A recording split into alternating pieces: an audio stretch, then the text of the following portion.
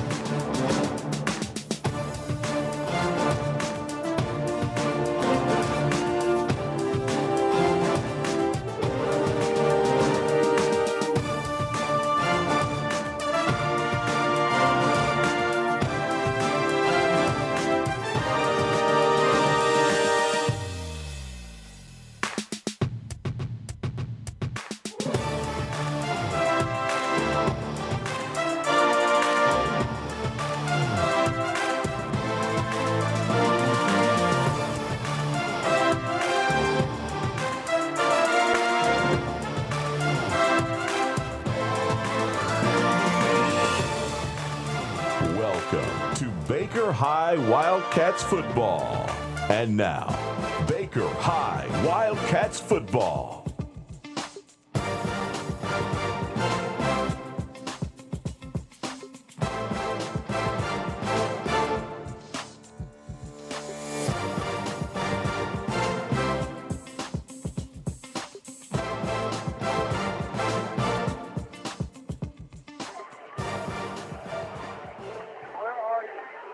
And good evening, everybody, and welcome to another Friday night here on 97.5 FM WFBB, bringing to you live all the Baker County Wildcat football action 2022.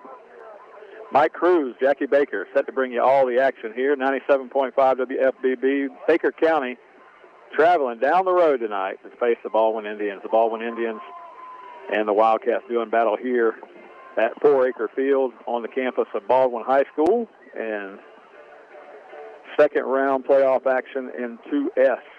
We'll explain what that means later on. 2S for 2S classification. But Jackie, the Wildcats come into the night's game after a repeat win against Yulee last week. The way the region sets up this year for the Wildcats to advance past the regional, all three teams that we'll play will be teams that we lost, that we played during the regular season, two of which we lost to, one by forfeit because of the non-finished game against Bradford.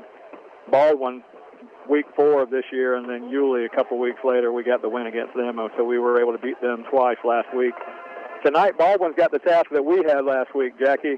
Baldwin's got to face the Wildcats again. Baldwin, week 4 of this year, they beat the Wildcats 30-7, a game the Wildcats never threatened, never came close to doing anything against this Baldwin team back in week 4.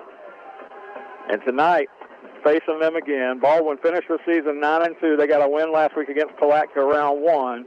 What do the Wildcats got to do different tonight to make this a different ball game than we saw in week 4? If there's ever a team that you wanted to play again, it's got to be this Baldwin Indians team if you're a Wildcat, Mike. Not only did they beat you 30-7, they manhandled you up and down your own field right there in McClenny, Florida. I would want some revenge for that. These guys got to come to this game, be ready to play, and say, you're not going to push me around tonight. We're a different team than we were in week 4, and we're ready for you, and get after it from jump. Wildcats face Bradford, Oakley, and then Richmond Hill, South Carolina game up in Brunswick. Those 3 weeks led up to the Baldwin game in week 4. And if you'll recall, Coach Mays on the Dependable Heating and Air Conditioning Coaches Show that week told us, he said, man, it was a great win against Richmond Hill, but we were beat up. And that week, if you remember, the Wildcats didn't even participate in pads during the week leading up to the Baldwin game. Had less preparation time. Listen, I'm not making any excuses, but the game is different this time, like you said. Wildcat defense playing really strong. Both times that Baldwin's been beat this year, Jackie, they've lost in a shutout. Bradford beat them 35-0. Ed White beat them 28-0. Wildcats come out tonight. Need to score early. You need to get on top and show Baldwin that the week 4 game versus tonight are two different stories. Now, Baldwin, if you recall, in the week 4 game, basically they ran the Wildcat formation. They ran the Wildcat formation and ran the Wildcat formation, and they didn't let up because they were gaining yardage, and they were basically just running it down our throats. Now, they've added some stuff since then. They're running the Wildcat primarily. However, Coach May said last week against Palatka they spread it out. So you got to be, it's a chess match now. Baldwin's thinking, hey, are they expecting us to just run this Wildcat? What are we going to do? So Wildcats, Baldwin won the toss tonight, Jackie. They deferred to the second half. So Baldwin wants to put their defense on the field against the Wildcats, see if the Wildcats can do anything offensively to start the game. Baldwin will get the ball to start the second half. Wildcats dressed in all white tonight, white pants with the white jerseys, trimmed in red numerals and the black helmets. Baldwin, black pants, red jerseys, and the white numerals, and they've also got black helmets on. So Baldwin will move left to right across the radio dial. Baker County will receive the ball on the west end of the field, and they'll be moving right to left. Jackie, here we go, round 2. Here we go. The Cats going to get the ball to start here, and this may be, they always say the first drive of the second half. This drive right here may be the most important drive of the game, Mike. Yeah, I agree. I mean, early on, the Wildcats want to show that they can do something, and Baldwin does not want to kick the ball deep to Cam Smith or Davion Dean. They just elect to kick it straight out of bounds So the Wildcats will get the ball at the 30-yard line or 35-yard line. Love to see explosive plays, but I'd really like to see the Wildcats sustain a drive here to open up. Oh, no doubt about it. You got to get Cam Smith involved early and often here. Get the ball out there to Davion Dean. Those are your two playmakers on the offensive side of the football. The more touches they have, the more opportunities you're going to get to put points on the board. Wildcats will set up right on the 35-yard line, coming to you from the west end zone. We're high atop 4-acre field here, just across the way from US 90. Jackie and I high atop the baseball stands here. A brisk night, Jackie, but would you call it cold? Would you call it cold? I mean, would I call it cold? Absolutely. I'm an under 75 guy, man. That's considered cold. Wildcat fans packing it in over here on the sideline. Baldwin fans, maybe a late arriving crowd tonight here, 6:30 ball game. A little earlier start, but here we go. Mays in the shotgun. Blake Mays going to give the ball to Cam Smith, and Cam Smith's going to get bottled up. A gain of a couple of yards in the middle of the field out to the 37. It'll be 2nd down and 8. Yeah, not much doing that time for Cam Smith. And again, one of the more electric playmakers, I mean, not only for Baker County, but in the state, Mike. Every time he gets the ball, he can do big things. Two receivers to the left, one to the top of the field for the Wildcats. Strong side is the Wildcat sideline. Mays calls for the ball. Going to give it to Cam Smith again, and Cam Smith's got a hold this time. He gets outside across midfield. He's down to the 45-40. He's out of bounds along the Baldwin sideline, inside the 40-yard line, and Cam Smith picks up a 1st down. And that's why, Mike, when you see nothing, I mean, there was nothing there for Cam Smith, and he saw a small crease. And once he gets into high gear, there's not too many people catching him. One receiver to the left side this time. This is Josh Holmes on this side. Wildcats bring two backs to the backfield here, two receivers along the far side. Blake Mays looking to the sideline for the call. 1st down and 10 inside Baldwin territory from the 38-yard line. Mays in the shotgun. Calls for the ball, takes the snap. Mays is going to ride it in through there and just fake the handoff, and he's going to get down to the 35. Call it a gain of 3 on the play. It'll be 2nd down. That time just a little read option with Davion Dean. Yeah. And you see number 1 or number 2, you got to know those defenses are clued in on those guys.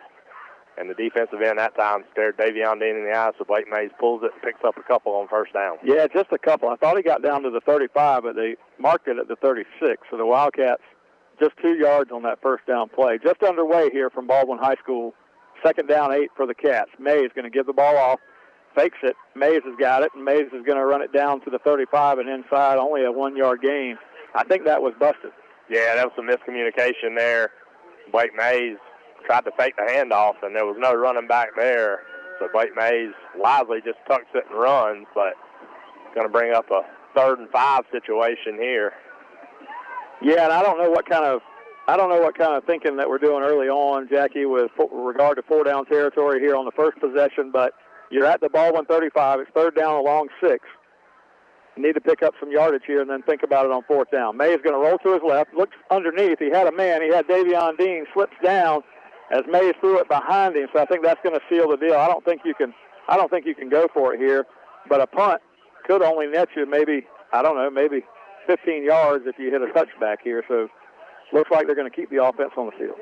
Yeah. You're right. He had him right there. I don't know if you can go back to the same play. He was open, and the pass was behind him. 4th down, call it 6, and they come across. So that's going to give us 5 yards. Baldwin on the hard count comes into the neutral zone. That's going to give us 5 of the yards back, so that is going to change your play selection here. Yeah, it's going to be close, Mike. I'm going to tell you. I was with you. I thought 6, but down marker. I'm telling you, they're still a half yard. I mean, it's close, but they've got to get inside the 29. So it's 4th down and less than a yard for the Cats now. Different formation, 2 receivers left. Going to give the ball to Cam Smith, and he's going to fight his way ahead, and Cam's got the 1st down. Oh, wow. Oh. That clearly looked like a 1st down from here. I thought so, too. I mean, Cam Smith was ahead of the 30 to 29-yard line. That should be a 1st down. They're going to call the chains out. I'm surprised by that spot, Jackie. This guy, I watched the guy on the sideline over here. He took a step back inside. I thought Cam Smith clearly got across the 29. I thought the second effort, he had definitely fallen forward for the 1st down, but this was going to be close. I don't like the spot, and there's nothing you can do about it in high school football. You know, we're so spoiled because we watch college and NFL, and if the spot's wrong, they can go back, challenge it, but Just got to take it. there's nothing you can do here. If it's changed long, which it is, it's going to be the other way. Baldwin's going to hold. Stopped him by probably 2 inches from the way it looks from here, and Baldwin's going to get a turnover on downs, and that's really a shame. Yeah, but, hey, listen, this defense, again, if I'm a Wildcat defender, this is what I want right here. Of course, I want to put points on the board, but I want my chance at these guys one more time. No, I'm with you on that. I mean, the defense wants to get on the field. They're hungry here, but you got to get points. You know, For sure. You get down here inside this position, and then they give you a free 5 yards. All you got to do is blow them off the ball for a half a yard here. It shouldn't have even been close. First down play for Baldwin, going the other way. Their quarterback is going to take it, roll to his left. That's Hutchins. Hutchins was under pressure, so he's just going to scramble out of there, and he's going to pick up some yardage on the far sideline as some players take a spill along that far sideline over there. Jalen Hutchins, number 11, the quarterback for Baldwin. And if you remember, Jackie, that first game, they lined up Wildcat. Well, that time they split it out. They had receivers. Hutchins turned around. He was under pressure, and he just scrambled, and he picked up yardage. So you might see a different Baldwin offense than we saw the first time around. No doubt. I think this is what they wanted to do in the first game, Mike, but They have to. They lined up in that Wildcat, and it was so successful they didn't get out of it. 2 receivers to the right, 2 to the left. The back in the backfield, number 21, that's Coleman. Hutchins takes the snap. Hutchins is just going to run it straight to the right side, and he's going to get tackled up ahead of the 45-yard line. He picked up about 4 yards on the play. I tell you, somebody asked me earlier today, what do you think we got to do? Listen, this falls on those linebackers, man. Those defensive front guys, they're just going to have to eat up these blocks, and linebackers are going to have to fill holes. Second down play, call it second down and 5.5. Baldwin from the 46-yard line, their own. They stopped the Wildcats on their first possession inside the 29 of Baldwin. Turned us over on downs there. We had a 4th down and 6 or 5.5. We got them to come off sides, made it a 4th down and a half a yard, and the spot was maybe just a couple of inches from being a first down. Baldwin stopped us, and now, after that play, they're going to face a 3rd down and 5. That was a good job that time by that defensive front. Again, just stalling Hutchins in the backfield, made him think about it, and Seth Chestnut cleans it up. Hutchins spreads them out. 2 receivers to the right, 2 to the left. He's got Coleman in the backfield. Hutchins, hard count here, trying to get the Wildcats to come off sides. One of the Wildcats was looking at the referee asking for a flag over here as the receiver was in motion before the play, but no flag, and they're going to throw a little underneath pass right here and get a first down. I tell you, if there's one spot that this Wildcat defense struggles, it's covering those guys out of the backfield, Mike. Those little underneath routes, they just send a little flare, send a little running back out on a little flare route, and the linebackers have a hard time keeping up with them side to side. Number 2, King Grant, was the receiver on that play. He gets the first down by a yard. It's 1st down and 10 from midfield. Baldwin, Hutchins, going to run it again, straight to the right. Hutchins just takes the snap and runs, dives down inside the 45-yard line to around the 44-yard line. And that first down play, if they become predictable on that play, you know, the Wildcats should be better and better. That time only a 3-yard gain, so 2nd down and 7. 2 receivers split to the right, 2 to the left. Stack formation. Hutchins in the gun. Hard count. He fumbled the football. He's going back to get it. It's on the ground, and Hutchins is going to fall on it, but way back beyond the 50. There was a chance there for the Cats to get it, but Hutchins covers it, but it's going to be a loss on the play, and they're going to face a 3rd and about 15 here. Oh, man, Orlando Holland, he was stuck between a rock and a hard place. He thought Hutchins was going to pick it up. So he was going to take him down. Had he dove on that football, he may have recovered that fumble, but a big break for the Wildcat defense. Right hash here, 3rd down, call it 14 to go, inside their own 48-yard line. Baldwin, Hutchins, fires one to the left. That play is going to be caught across midfield, down to the 43-yard line, but not near enough for a first down. So Baldwin with a decision here after the 3rd down play. Little slant pass that time, Jackie. Good throw and catch, but probably going to be about 7 yards short of a first down, maybe 6. Yeah, about a good. Maybe 5. Yeah, they just kept walking that one down, didn't they? They're going to try to get the Wildcats to jump here with a hard count, so the Wildcats are going to have to be disciplined There's the play. They're going to throw a slant pass to the left side. A catch is made over there, so they go for it on 4th down. The slant pass is going to be good, and they're going to get a first down and more. And they didn't even hesitate on the 4th down. Go for it, Jackie. No, and we had him, Mike. Yep. If you make that initial tackle right there, it's Wildcat football going the other way. Cannot miss tackles in the open field on these guys. And Hutchins is telegraphing where he's throwing the football right out of the gate, Jackie, and we ought to be able to jump that at some point in time. First down and 10. Baldwin now moving after they turn the Wildcats over on downs. Hutchins going to run it to the right side. We string him out along the sideline, do a nice job here, and he's not going to pick up very much. He couldn't go inside. He had to turn it outside, and the Cats string him along the line of scrimmage there. It'll be 2nd and long. Oh, man, they strung it out. And I tell you, one of those cornerbacks took a terrible angle. He cut back inside, and I thought he was going to let Hutchins get all the way out there. Mekhi Mosley, the last defense over there, makes a great tackle. 2nd down play now. Baldwin. Clock running under 7 minutes to go in the first quarter.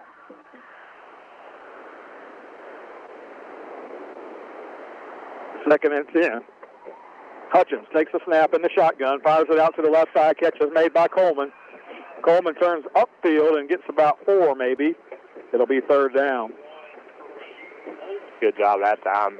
Again, Coleman just a running back coming out of the backfield. Wildcats did a good job of covering that one. So far, a lot different ball game we've seen this game, Mike. Well, they've run that Wildcat look, but not with the stack formation like they did, the first time we played.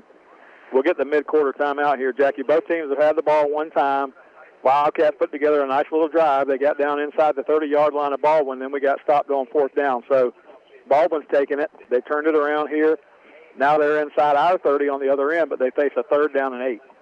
Yeah, 3rd and 8, and they went for it on 4th down from about the 45 earlier. So you got to know that this is 4th down territory here. So yeah, I mean, without even thinking about it, it's going to be 4th down territory. 3rd down and 8. You're thinking as an offensive coordinator here, pick up 5, 6, and then you're in good shape. But Wildcats will be doing good here just to bring the house. But Hutchins is just getting rid of the ball so fast. Yeah. Everything's in rhythm, which is why I think we should be able to jump one of those routes at some point. Well, the only time he held the football, Mike, he pump faked out here to the right and thought he had somebody downfield, and we got pressure on him, and so he scrambled out. He picked up a first down, but you're right. I say that to say he is getting rid of the ball quick, so if you jump one of those routes, we're going to have pressure in his face before he can hit the deep one. Coleman in the backfield here, 3rd down and 8. Baldwin out of the timeout. Going to take it. Hutchins is just going to run to the left side, and he's got room. And Hutchins is going to be down near the 1st down marker here, as he just took that ball off the left side, very reminiscent of what we saw early on, and he's going to move the chains. That's terrible. Somebody's got to get in there and get a hat on Hutchins. I mean, they're just going to have to. We didn't hit him in that first game, and we're just going to have to. To the strong side, Baldwin sends 3 receivers that way. Hutchins is just going to run it left side. That's the other thing they'll do. Decoy. They send 3 guys out to the right side over here. Jackie taking, 3 or 4 of your defenders on that side of the field. Then they just run everybody left, and they pick up 6 yards here on 1st down. Again, we talked about it. You're right, they are, and we're just have 3 defenders sitting over here. But if you're in the box, man, you got to come ready to play. Hutchins, again, takes it left side, and that offensive line for Baldwin just moving guys ahead. And they're going to get it down inside the 5-yard line here, and it's going to be 1st and goal after that play. So Baldwin not doing much fancier. I mean, they've changed it up a little bit here, Jack, but most of it's kind of very similar to what we saw the first game. And they are moving the ball down the field against this Cat defense. 4:46 to go. Hutchins takes the snap. He's going to run it left again. And he's going to be down inside the 5. They're going to mark him down to around the 2-yard line. 2nd down and goal from there. That last play, I saw one of those Wildcat defenders, just getting drove back by a Baldwin offensive lineman, man. That just cannot happen. You got to toughen up down there. And you can tell from our vantage point that that's what they're doing. They get a direct snap this time to a different Baldwin Indian. I'll have to get the number. That wasn't Hutchins on the play, but they're first in the end zone as they score with 4:10 on the clock here, and a very methodical 71-yard drive. They went right down the field on the Wildcats, and they take a 6-0 lead here early on in the football game. Oh, they made it look easy, Mike. They did. I mean, there was never a doubt with it. We had the fumble there, put them in a 3rd and long situation. They picked up half of it, and like you said, never thought about going forward on 4th down. They just kept the offense out there and picked up the 1st down, and it was all Baldwin on that drive. Yeah, that was what I would call way too easy. Number 42 is Kevin Pardo Vargas. He is the kicker.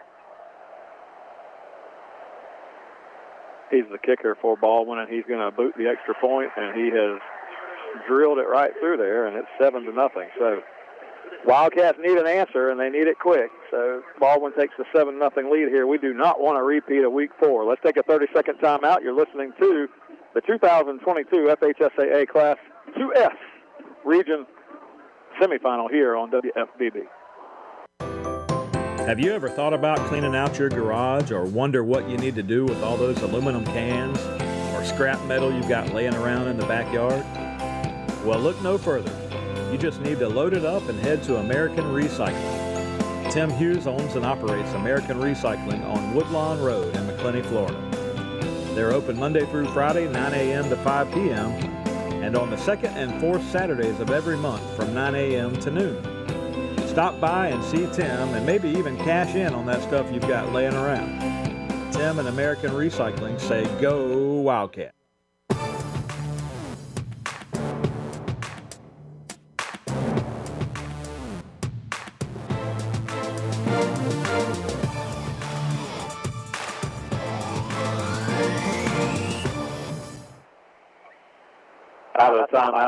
Out of the timeout, 4:10 to go in the first quarter. Baldwin scored a touchdown a moment ago to take a 7-0 lead. They're going to call it offsides here. Jackie, what he did was he tried, I thought he was trying an onside kick there, and the kick came up and hit the kicker before he could even move. It didn't even advance. So in high school, the way that works is on an offsides, it's going to be a re-kick, 5 yards, and they'll re-kick it. That's not offsides. That's got to be illegal touching, right? I would think illegal touching. I would think you could name several penalties on that one, but what they chose was offsides. Jackie, we can't do that. We can't have – this is what happened in Week 4, and it was so reminiscent. I just saw flashbacks from Week 4 of what Baldwin did to us there. Baldwin ended up as the district champion. They went 9-2, had a great football season this year. Take nothing away from what Baldwin's doing, but if you're the Wildcats, we got to have more fight than what we just showed on that drive. No doubt. I mean, that was the key of the game for me. Is the defense was going to have to get in there and push back a little bit, and that time I didn't see a whole lot of effort. Well, and the thing that Baldwin's doing to you there is nothing fancy, but where they're winning, Jackie, is what you can see is in the offensive line. And if the offensive line for Baldwin takes over the game, you're going to get the same thing that we saw back in Week 4, which is not what we want to see. Now, the Wildcats, all kind of confusion here.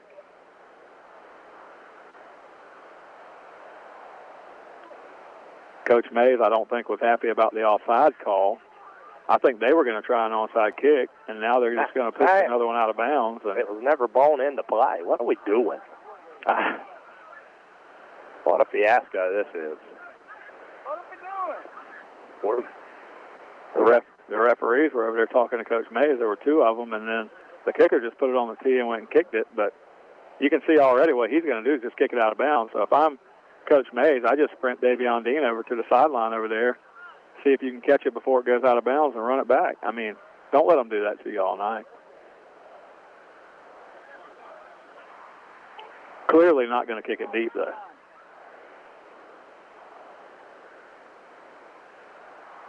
Pardo's left-footed kicker. 7-0 game here, Baldwin, early on, 4:10 to go, and he kicks it to the left side over there. It's going to hit down. The Cats will try to pick it up. Looks like Derek Major maybe or Makai Mosley. And we'll run it back out across the 30.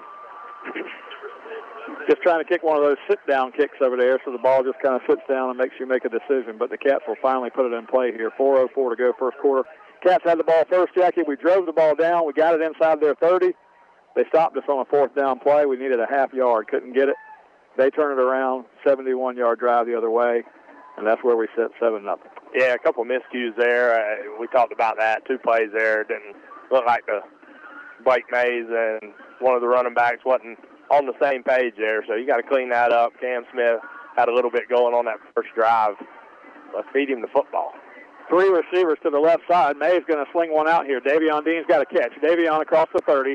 Davion Dean gets cut down around the 32-yard line as they try to get the ball over here to Dean, looking for a couple blocks and spring him upfield.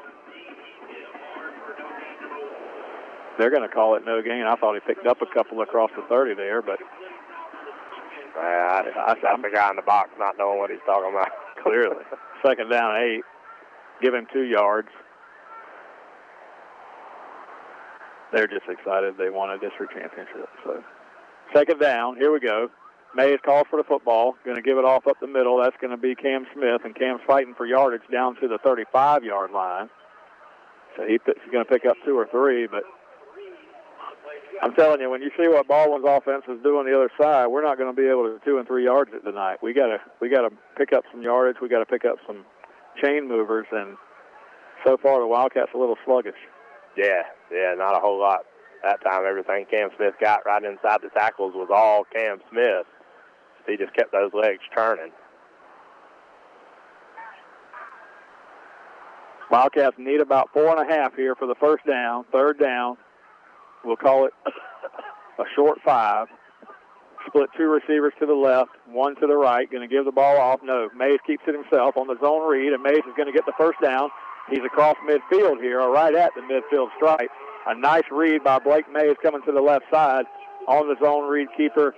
Picks up the first down, and the Cats can move the chain. Yeah, great read that time.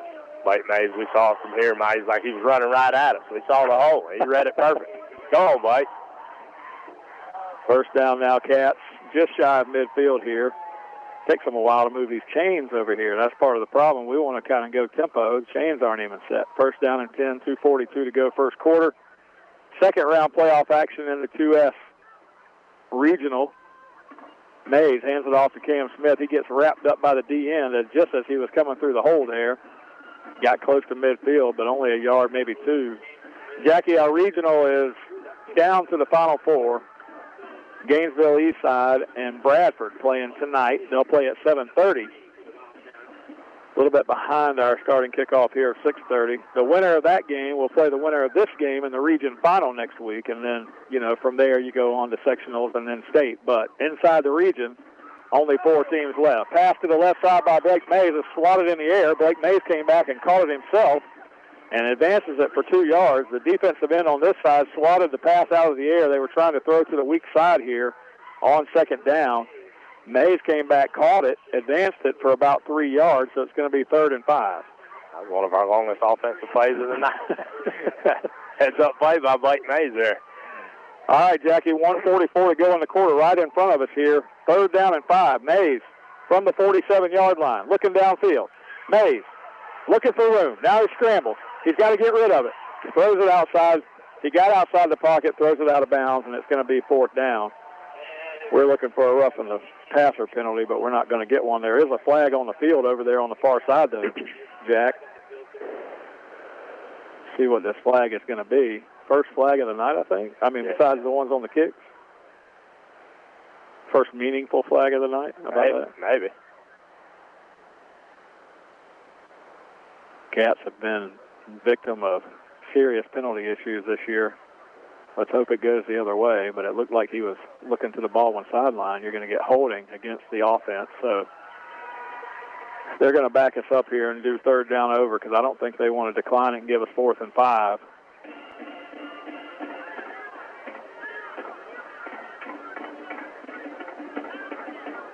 And if they happen to call this a spot of the foul, it's going to be 3rd and very long.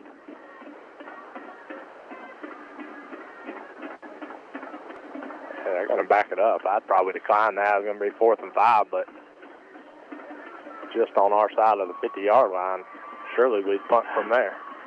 Well, considering where they mark it from here, so it'll make it about a 3rd and 20. So it's a 10-yard penalty. But, in high school, if you mark that thing from the spot of the foul way over there, 3rd and 20 for Baldwin is much more appetizing than 4th and 5. We could, gimmick play, we might pick it up, or even if they jump off sides. If I'm Baldwin, I'm backing us up too. I just know I got a guy named Cam Smith back there that at any time in high school football, can. That's right. Third down, call it 20 for the Cats now. They need to get all the way down to the Baldwin 42. Pass it right to Cam Smith, and Cam Smith's going to be hit in the backfield, and he's going nowhere, but he reverses his field here, trying to get outside, and a flag comes down behind the play. Anytime the guy reverses his field, the flag is immediately going to come out, and I'm sure we got a block in the back there. It wouldn't have mattered. They can decline this one. It'll be fourth down. Cam got tackled upfield for a gain of maybe 2 or 3, but that play had no chance. No, none whatsoever. They were all over that. They saw Cam Smith come out of the backfield, and they swarmed right to number 1. If I'm looking at it, though, if I'm Coach Mays, I'll say, okay, I do remember that. And I may pump that and try to throw one down the sideline because it looked to be 7 defenders on Cam Smith before he got to the line of scrimmage. Punt situation for the Cats now. Second possession of the first quarter. Wildcats are going to end the first quarter with no points unless we get a turnover here late in the quarter. So we need a good punt from Mays, get this field position turned around. Blake Mays, a high punt. It's going to come down around the 30-yard line and take a Wildcat roll. So a good punt here for Blake Mays is going to set them up down around the 23-yard line. So not bad. Cats come out of that with decent. Now here's the thing. Is your defense going to show up? Are we going to try to play in this football game? Because if we see a repeat of what happened on the first drive, we're in trouble. If the defense comes out here and shows some heart, this crowd gets behind them, we might have a game. I think this is the biggest, possession of the game, probably, Jay. Oh, yeah, no doubt about it. Baldwin on their first drive, made it look easy, Mike. So this Wildcat defense, they got to come out and make a stand right here. It's going to be a long night if you continue to get pushed around inside the box. First down play for Baldwin from the 23-yard line. Early kick tonight, 6:30 if you're just joining us. Good news for us, it's only 10 miles from the house, so not a long drive tonight. Hutchins in the gun right in front of us, runs to the right side. Hutchins has got a hole, and he's going to get out near the 30-yard line before being tackled by the Wildcats. And I tell you what, Ashton Johnson came over and made the tackle, Jackie, but he's next level. Hutchins is next level before we get anybody on him. He picks up almost 7 easily. Second down 3, Hutchins from the 25-yard line in the shotgun. Same play. He's just going to run it straight middle against this Wildcat front. And Hutchins is going to be stopped there right around the 30, maybe just across the 30. Orlando Holland, some of the other Wildcats pushing him back. So it'll be third down, but a very short third down here. But a good chance to make a statement if you're the Wildcat defense. No doubt about it. If this Wildcat defense ever needed to stop right, it's right now, Mike. Third and about 2 here. I think they're going to let the first quarter end here as the clock's going to run out. 7-0. Baldwin's going to lead us after 1 quarter of play here. You are listening to the 2022 Region Semifinal here on WFBB FHSAA playoffs in action. We're going to take a 1-minute timeout, and we'll be back with more Wildcat football right here on WFBB. You're listening to Wildcat Football on 97.5 FM WFBB. This radio station is a ministry of Glen Baptist Church in Glen, St. Mary, Florida. We're blessed to air Baker County Wildcat football live each week, and it's our hope that you enjoy the program. We know that life is busy, work, school, football, running errands around, but in the midst of the busyness, we all need a church home that brings the stability upon which you can build your life. If you're looking for a church home where you can grow in Christ and community, we would love to invite you to worship with us every Sunday morning at 10:30 a.m. Check us out on our website at glenbaptist.org or on Facebook, where you can access church info and content and even watch worship services. At Glen, you get dynamic music, gospel-centered expository preaching, and a wonderful faith community. Come grow with us.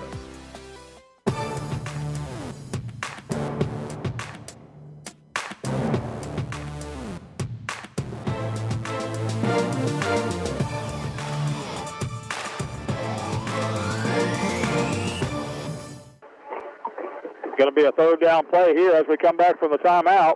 It looked like Baldwin moved up front. They're pointing at the Wildcats. No, it looked like the left tackle came off out of his stance. This has got to be on the offense, doesn't it? Yeah, he came up and engaged Ashton Johnson before anybody moved on the defensive front.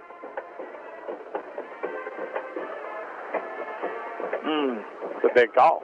Well, anytime it takes them this long, come on.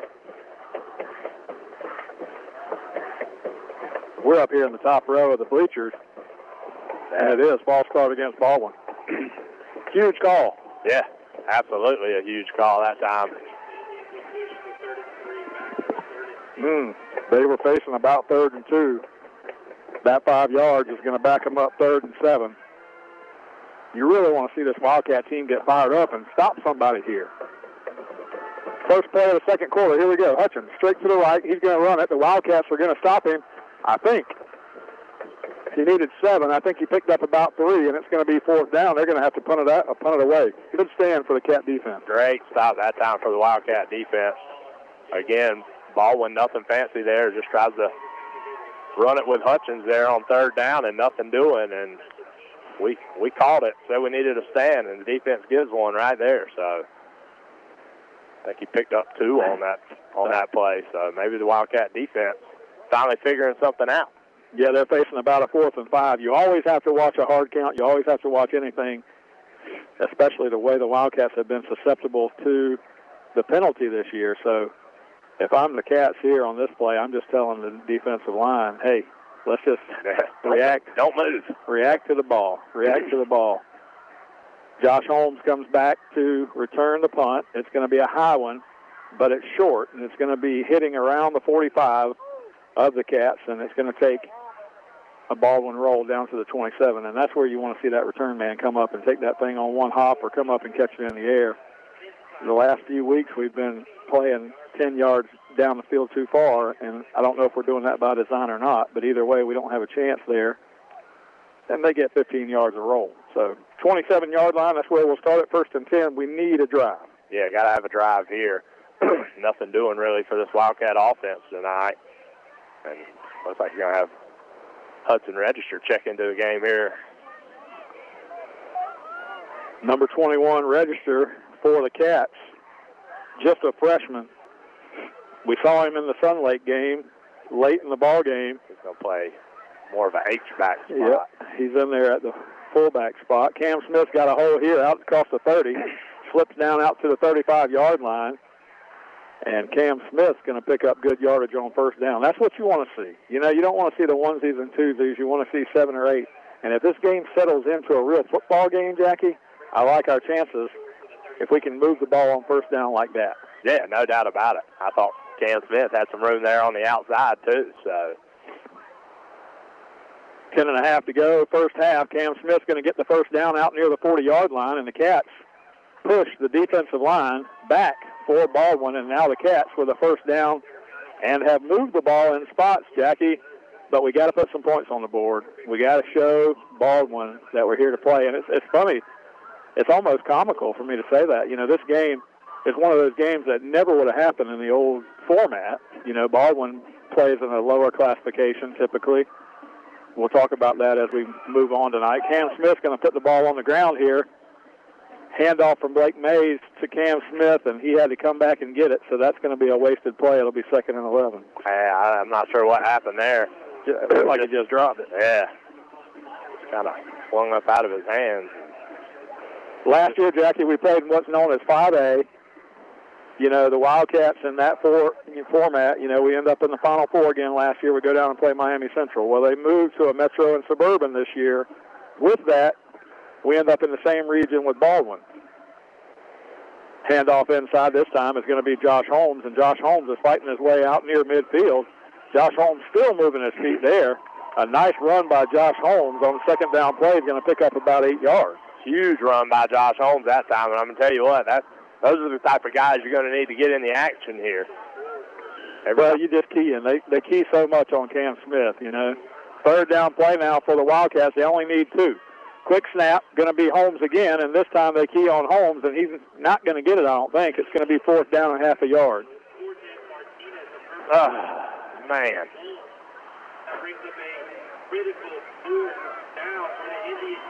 4th down again right here at midfield. We went for it on 4th down early, didn't get it. Baldwin turned that into a touchdown the other way. We're probably going to try to draw them off sides, Jackie, and if we don't, we're probably going to punt it. That's my guess here. No, Cats are going to go for it. Cam Smith's going to get hit right at the point of impact there at the 50. I don't think he got it. I don't think he moved it. Yeah, he got it. You think? Yep, they're going to say he did. I was surprised, Jack. It didn't look like they moved it, but they spotted it at the 49 of Baldwin. So good job for the Cats. They get a first down. No doubt. I was like you. I just saw the line judge there moving a little bit. It didn't look like a whole lot. 8:19 to go, first half. Baldwin on top, 7-0. Wildcats with the football at the 49 of Baldwin. Here we go. Hayes back there in the gun. He's going to roll to his right. He's going to get chased from behind. He had a receiver down there around the 40-yard line, and again throws it behind him. So Mays on the run, not able to connect with the receiver, and he almost got sacked, but he did get rid of it. Yeah. He's running for his life back there. Not a whole lot doing. I was just about to say before that play, they're not respecting the pass at all. I mean, they're loading the box, waiting on number one. You got to be able to air the ball out a little bit and make it a threat. And so far, Wildcats, nothing doing through the air. Second down 10. The Cats split Davion Dean and Holmes to the right side. Cam Smith in the backfield. Two receivers to the left as well. Pass to the right side, caught right at the line of scrimmage by Josh Holmes. He tries to break a tackle and get out of bounds. The defender wrestling him at about 5 yards out of bounds there, and the Cat fans don't like it. But the Cat players are the ones that are going to have to come up with the fight, Jackie, because Baldwin's taking the fight to us right now. Yeah, no doubt about it. I mean, Baldwin just relentless on both sides of the ball. Pick up 2 yards there on the little swing pass. It's going to be 3rd and 8. Same setup, Dean and Holmes to the right. Two receivers to the top of the field on the Baldwin sideline. Cam Smith in the backfield. 3rd down play.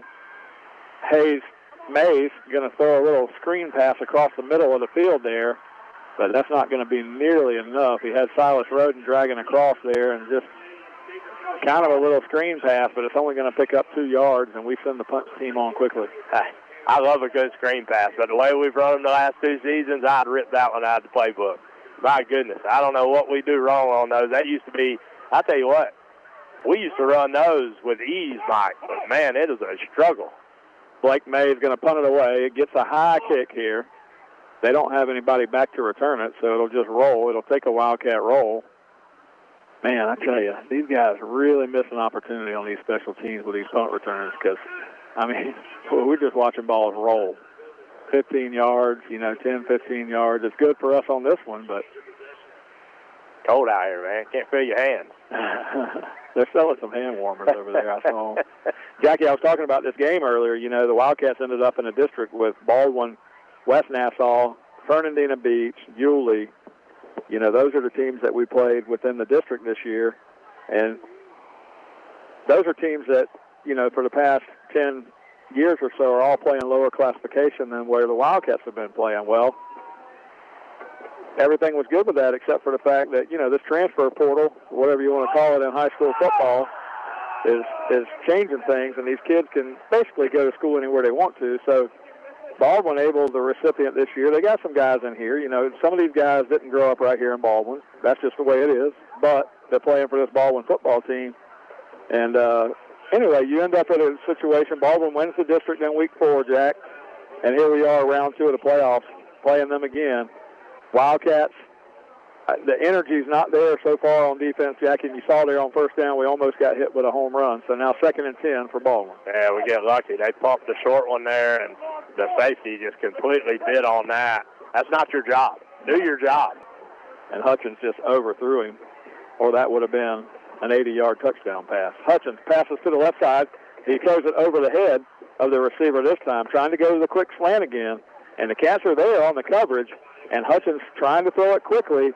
And when you try to throw a quick strike like that, it got away from him a little high, so now you're in 3rd and 10. So the Cats might be able to turn them right back over here. Man, this would be another huge stop for this Wildcat defense. And I tell you, you try not to put a lot of emphasis on that, but the way that first game went, when we couldn't stop anything, every time this Wildcat defense can get off the field. Oh, you got to get them, but we got to get some points. We got to give these guys some help because ever since the first drive, we're sitting in the same spot, 7-0. 3rd down and 10. Hutchins just going to run this one, and they're not going to get it as he rushes straight ahead and picks up a couple of yards, and they're going to be in punt formation again. So the Cat defense now has held for the last couple of possessions. We're going to need to match some points here on offense and get something going. And the funny thing is, we've had some drives. We've had some opportunities. We stalled on 4th down, Series 1. We stalled on 4th down on the last series, so going to have to make a drive, Jack, but should get better field position here. Yeah, no doubt about it. That time a great tackle by Cale Cruz. On 3rd down, Hutchins just again in that Wildcat formation, and Cale Cruz filled the hole beautifully. We're checking in guys late here to the formation. Punter standing back about his goal line, so Josh Holmes is out here at midfield. If we can get the benefit of a return or somebody just touch the ball down, I mean, and Holmes is standing there, you got to go get it, but we'll get it right around the 46-yard line, so it'll be 1st down and 10 near midfield for the Cats here, as we'll be at the mid-quarter timeout. So we're going to take a 1-minute timeout here. It's 7-0 Baldwin. About 5:46 to go in the first half from Baldwin High School. You're listening to the 2022 FHSAA Region Semifinal here. Stay with me for just 1 second, John Meadows. I thought they were going to take the mid-quarter timeout here, but yeah, they finally will. So now we'll take the mid-quarter timeout. You're listening to the 2022 FHSAA second round. This is the region semifinal, Baldwin and Baker County. We'll be back in just a moment on WFBB. Baker County Farm Bureau wants to wish the Baker County Wildcats much success this football season. Baker County Farm Bureau, specializing in auto insurance, homeowners insurance, along with life insurance. To get started with Farm Bureau, contact Jack Baker or Justin Webb at 259-6332. That's 259-6332. Hi, this is Larry Birkins of Birkins Chevrolet in McClenny. It is truly an honor to help make these Wildcat radio broadcasts possible. Birkins Chevrolet with sales and service 6 days a week. Cars, trucks, SUVs, certified used cars.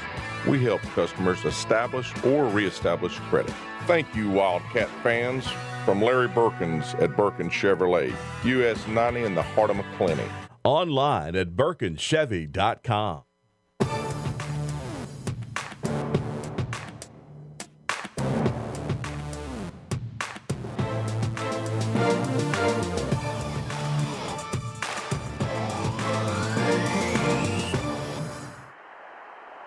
First down for the Cats. Blake May is going to fire one deep down the left sideline. A flag down in the backfield here, and the receiver's pushed down there too. So that's going to be interference against Baldwin. I'm afraid, though, we're going to have holding in the backfield against the Cats.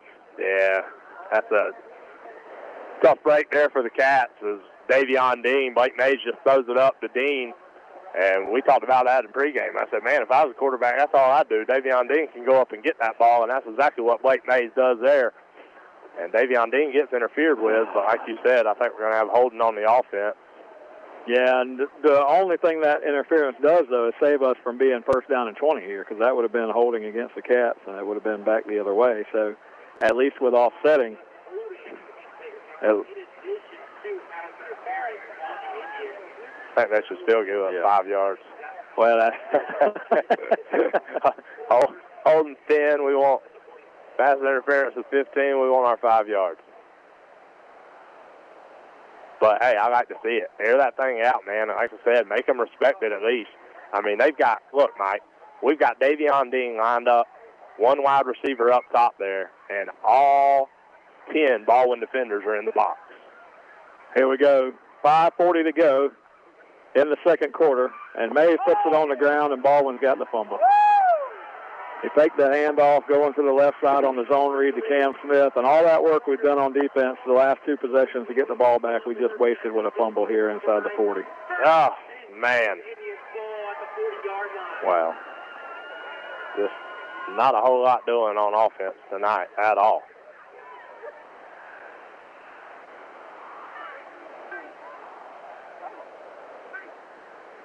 Gonna march this Wildcat defense back out there. Baldwin up 7-0 right now. Yes. Wildcats just can't get any points. It's just a mistake you can't make right there, Jackie. I mean, you have to be sound on everything here. And the Cats fumble the football away, and Baldwin's got great field position. Hutchins fires one to the right side.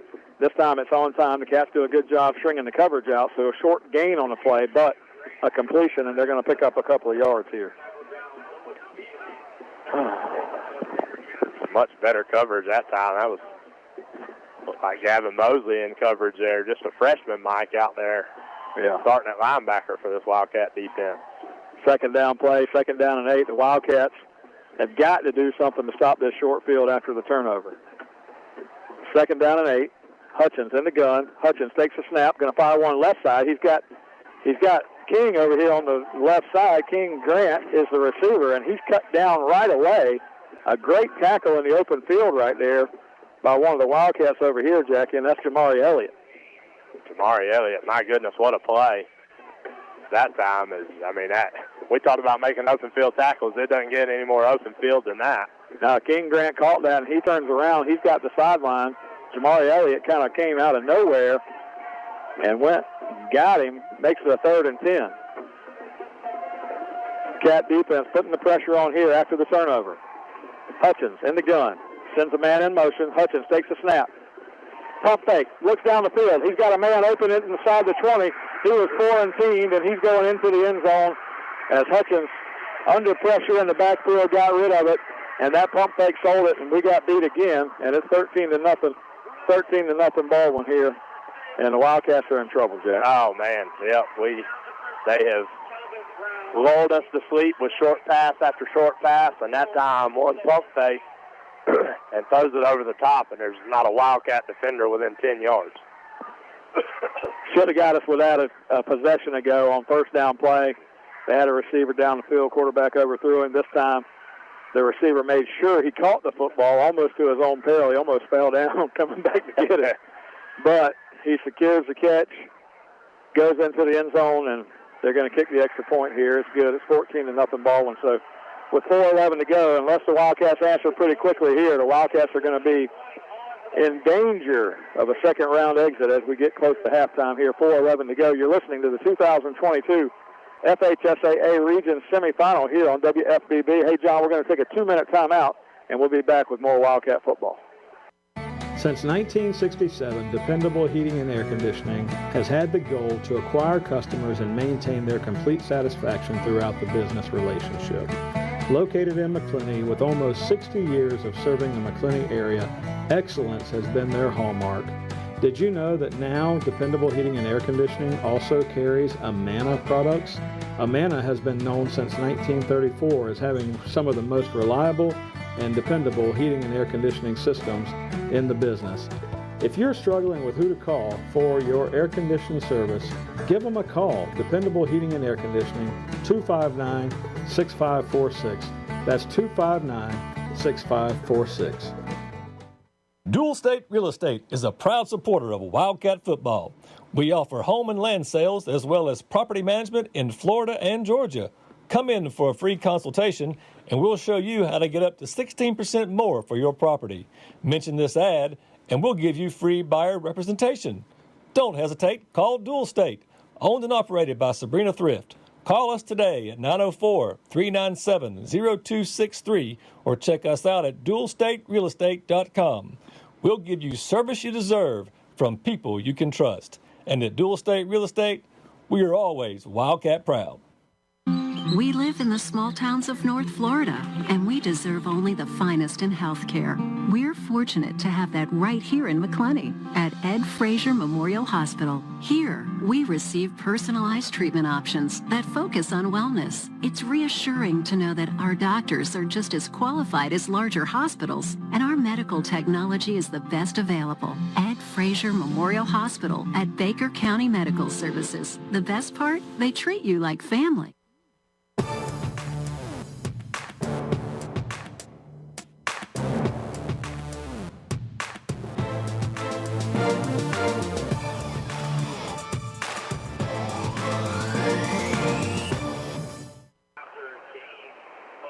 .356 and counting here in the second quarter. Baldwin on top 14-0 in this second round playoff game. Winner of tonight's game is going to face the winner of the Bradford and Gainesville Eastside game, probably kicked off by now.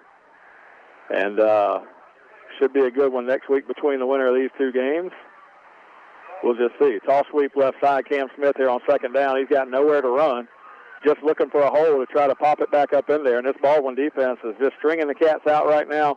And we've really got no answer for them, Jack. And I said this, and I'm not trying to, take down our hopes and dreams here, but Baldwin's playing with more fight than us. they're taking the attack to us, and we're just kind of laid back and looking for something to happen, and it's not gonna happen that way. No, not at all. Yeah, you're gonna have to fight back here, and right now, this Wildcat team just not willing to do it. 3 minutes to go, first half. Cats now 14-0, needing a big play badly. Blake Mays rolls to his right. Blake Mays is going to try to keep it himself. He gets it out to the 40, and Blake Mays might have just made a big play for this Cats team. He just scrambled out and kept running, stuck the football out near the first down marker. We'll just have to see. Oh, first down. First down. Wow, what a big play by Blake Mays. Blake Mays, senior quarterback on this team. You know, I was watching him warm up tonight. He was fired up and ready to go in this football game. I think all the Wildcats were. They looked like they were hungry, but as this thing's unfolded here early, Baldwin definitely wanting this game, you know. And look, I tell you what the Wildcats just did there. Baldwin's going to take a timeout. Wildcats went 5 wide, Mike, and they don't know who to key on at that point. No bad, yeah. You live in Baldwin all your life, Jackie, and you know we got a lot of good friends that are from Baldwin. So in no way, shape, or form would I ever pick on Baldwin. But let me just say this: if you live in Baldwin all your life and you play in the lower classifications, and pretty much every time we've played Baldwin in the past, it's been a Baker County win. You get a chance, especially twice in 1 year. First of all, they wore their district championship shirts out here in the pregame because guess what? They beat us in the district. So they ended up in our district. They beat us in the regular season. They beat us in the district. And if I'm the Baldwin coaching staff over here, the only message I'm telling them is, hey, these guys think they're big and bad playing up there in 5A. They've been to the Final Four. They went to the state championship game a couple years ago. Let's punch them in the mouth, and that's exactly what Baldwin's doing. Yeah, no doubt about it. I mean, that's always been the message, I think, for Baldwin is because of the, you know how it is, you win so many in a row, that's all they want to do. It's kind of their Super Bowl over there, and my goodness, they've come to play this season, I can tell you, a 30-7 victory in the first game, and right now up 14-0. We've got 7 points against Baldwin in 6 quarters, so if that tells you anything. First down and 10. Handoff inside Cam Smith, and Cam Smith's going to fight his way out across midfield. Cam Smith almost got up and broke it inside the 40 to the 39-yard line, and Cam Smith looked hungry on that run. Oh, my goodness. Let's see if we can get it going. 2:45 to go in the half. Wildcats moving now, 2 first downs in a row. If his balance was a 97 instead of a 96 there.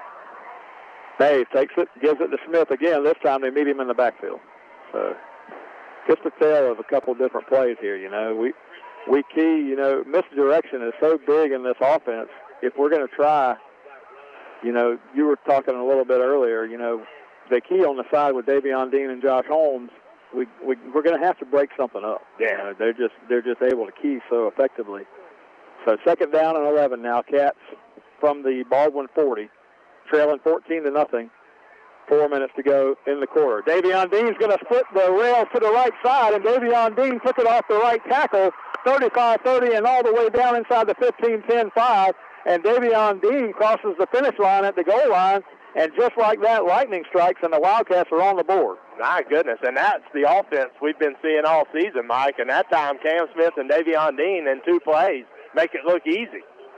And it's, you know, it's so easy for us to get lulled to sleep here because of the way that Baldwin has taken it to us. But on that play, right side of the formation, the line opens up. Davion Dean, great athlete with the football in his hands, took it to the house, and Blake Mays adds the extra point. So all the work that Baldwin's done here in the first half, the Wildcats just cut it in half with 2 minutes to go until halftime. You're listening to the 2022 FHSAA Region Semifinal here. It's 14-7 Baldwin. We take a 30-second timeout. We'll be right back on WFBB. Have you ever thought about cleaning out your garage or wonder what you need to do with all those aluminum cans or scrap metal you've got laying around in the backyard? Well, look no further. You just need to load it up and head to American Recycling. Tim Hughes owns and operates American Recycling on Woodlawn Road in McClenny, Florida. They're open Monday through Friday, 9 a.m. to 5 p.m., and on the second and fourth Saturdays of every month from 9 a.m. to noon. Stop by and see Tim and maybe even cash in on that stuff you've got laying around. Tim and American Recycling say, go Wildcat.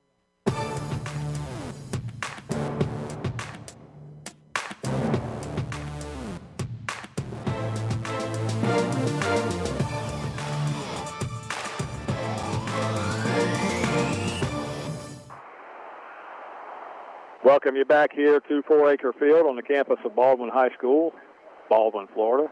Just about a 10-minute drive from Baker County for all these Wildcat fans that came over here to watch this second-round playoff action. Mike Cruz, Jackie Baker, bringing you all the action here, 97.5 WFBB. Stay with us. We'll have our Baker County Farm Bureau halftime report coming up in just a moment. And, Jackie, I'll just say it like this. Normally we help people with all these football pools and everything else, but tonight I just want you and I to talk to Wildcat fans and a little message that I want to share with them and let you throw in some comments there. So if you don't mind, stick around with us at halftime for the Farm Bureau halftime show. It mean a lot to us. 1:55 to go.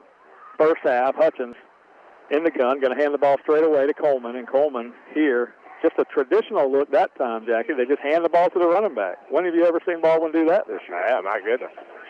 Not much. Baldwin, somebody called timeout here, a Wildcat. For the Wildcats, Coach Mays trying to take advantage of the timeouts we've got left in our pocket here, and we're saying if they're just going to run it up the middle, we're going to call timeout, see if we can get this ball back. Baldwin won the toss before the game. They deferred to the second half, so they'll get the ball to start the second half. But that Davion Dean touchdown kind of changed your thinking right here before halftime. Yeah, a little bit of life, man, a little spark there for this Wildcat team. I mean, we talked about it. Everybody just getting lulled to sleep a little bit here, and Baldwin strikes on a long pass, and then a couple plays later, Davion Dean races 40 yards for the first touchdown of the Wildcats tonight. And Baldwin still leads 14-7, but you don't want to, you talked about it earlier, they deferred to the second half. You don't want to give up a 2-for-1 here. So. No, you don't. But here's the thing. I feel a heck of a lot better at 14-7 than I did at 14-0 with no momentum. I mean, that Davion Dean play is insignificant to a lot of folks that it may have seen at the time. It's huge in this game. 1:43 to go, first half. Hutchins in the gun, second down and 8. Baldwin, after the timeout by Baker County, going to change their look here a little bit. Hutchins going to run that Wildcat formation. He's going to sprint it out across the 30. Picks up about 3. Wildcats will go ahead and call that next timeout. So, assuming we have one more in our pocket, if we stop them here on 3rd and 3, we would be able to get the ball back with about a minute to go. So that's what you're looking at, Coach. Yeah, I hope we can stop them here on 3rd and 3. That'd mean that'd be a huge break if somehow you go into this game 14-14 at halftime. No. Go ahead. Not a huge day in college football tomorrow, Jack. I mean, there are some big games later in the day, some good matchups later in the day, but not a huge day in terms of rivalry. You'll get that around Thanksgiving week and some of those rivalry games that come down to the end of the year. But it's still going to be always a fun college football week to watch some games. We won't spend a lot of time talking about that, but stay with us at our Baker County Farm Bureau halftime report. I want to spend just a moment thanking all the sponsors that made it possible for Wildcat football this year. And then you and I just kind of talk a little bit about kind of where we're at here. So 1:35 to go in the half. Wildcats trailing 14-7.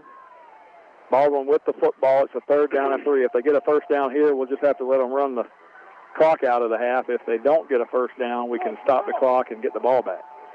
3rd down play. High snap to Hutchins. He has to go back and get it, and the Wildcats, he's going to throw it out of bounds over there, an incomplete pass. It'll be 4th down, so we don't even have to stop the clock with a timeout. I was going to say, he was panicked there for a little bit. He'd have been better off just getting sacked and letting that clock run, make us burn that timeout. Yeah, so it would have been around a minute left that we'd have gotten the ball back if we had to burn that timeout. You know, you're thinking a minute, but now he stops the clock by the incomplete pass. You've got a timeout. After your first down play, you're still going to have a good 1:20, 1:15 on the clock here to do something with. And if Josh Holmes will come up a little bit here, and coaches need to be out there right now, we can't afford to let a roll happen right here. Holmes stands back around the 30. Out there. We do? Mm-hmm. Holmes is standing back around our 32-yard line. No flag flies here. Holmes is going to come up. He's going to try to get it on the bounce. No. Now he's going to pick it up from the 43. Good job by Josh Holmes, and somebody over there was listening to me, Jack, because Josh Holmes immediately sprinted up there to get the football, and we're going to get it up around midfield with about what I told you, 1:15 on the clock. We caught a break there. I'm telling you, Mike, that was 1, 2, 3, 4, 5, 6, 7, 8, 9, 10, 11, 12. You're right. There's 12 coming off. We had 13 out there, and one ran off.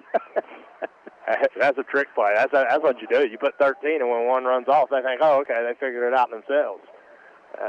Well, I'm going to give credit to the coaches and Josh Holmes right there, because the one thing I was afraid of was that long roll and the net yardage on that thing turning the other way.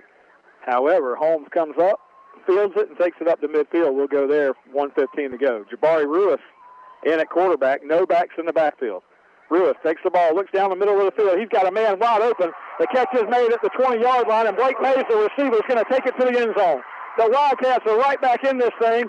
Just like that, within the last 2 minutes, the Wildcats score a touchdown from Davion Dean, and now Jabari Ruiz throws a 50-yard touchdown pass to the other quarterback, Blake Mays, and the Wildcats are an extra point away from tying the game at halftime. You know what I almost compared this to? We were up 14-0 against Yulee, and we thought with 4 minutes to go in the second quarter, okay, this is over. Yeah, and Yulee came back and tied the ball game. Very reminiscent of this, as the Wildcats are an extra point away from tying this ball game with a minute left in the second quarter. And Baldwin hadn't seen that formation. We go 5 wide with Jabari Ruiz. Blake Mays, one of those guys out there, and he's going to drill the extra point here to make this a tie game. 14 all at halftime. Well, we still got a minute and 5. It only took us 10 seconds to score the touchdown. And I think they've seen what we were seeing. They're not, when you go out wide like that, they're not respecting you to throw the football. That time, Blake Mays right up the seam. Jabari Ruiz, little touched on that football tonight. We just talked about this before the game, Jackie. Jabari Ruiz likes to drill the football. He likes to drill it. He likes to throw it in there hard. He saw Blake Mays come free right there, and he laid it in there beautifully. Very catchable pass. Beautiful throw by Jabari Ruiz. Blake Mays took it and went back to the left side, found the sideline, got to the end zone. Blake Mays, huge touchdown. That's a 50-yarder, and the Wildcats, 2 big plays. Davion Dean took one. Now Blake Mays catches the Jabari Ruiz pass, and the Wildcats right back in this thing, 14-0. Amazing how fast the radio crew can get excited. Yeah, right. Deep kickoff here by Mays. They're going to try to run it back. They're going to get out across the 20. They're looking for a flag along that sideline on a late hit, but I don't see any flags flying. Maybe not, and Baldwin's going to have the football 1st and 10 from right around the 30-yard line.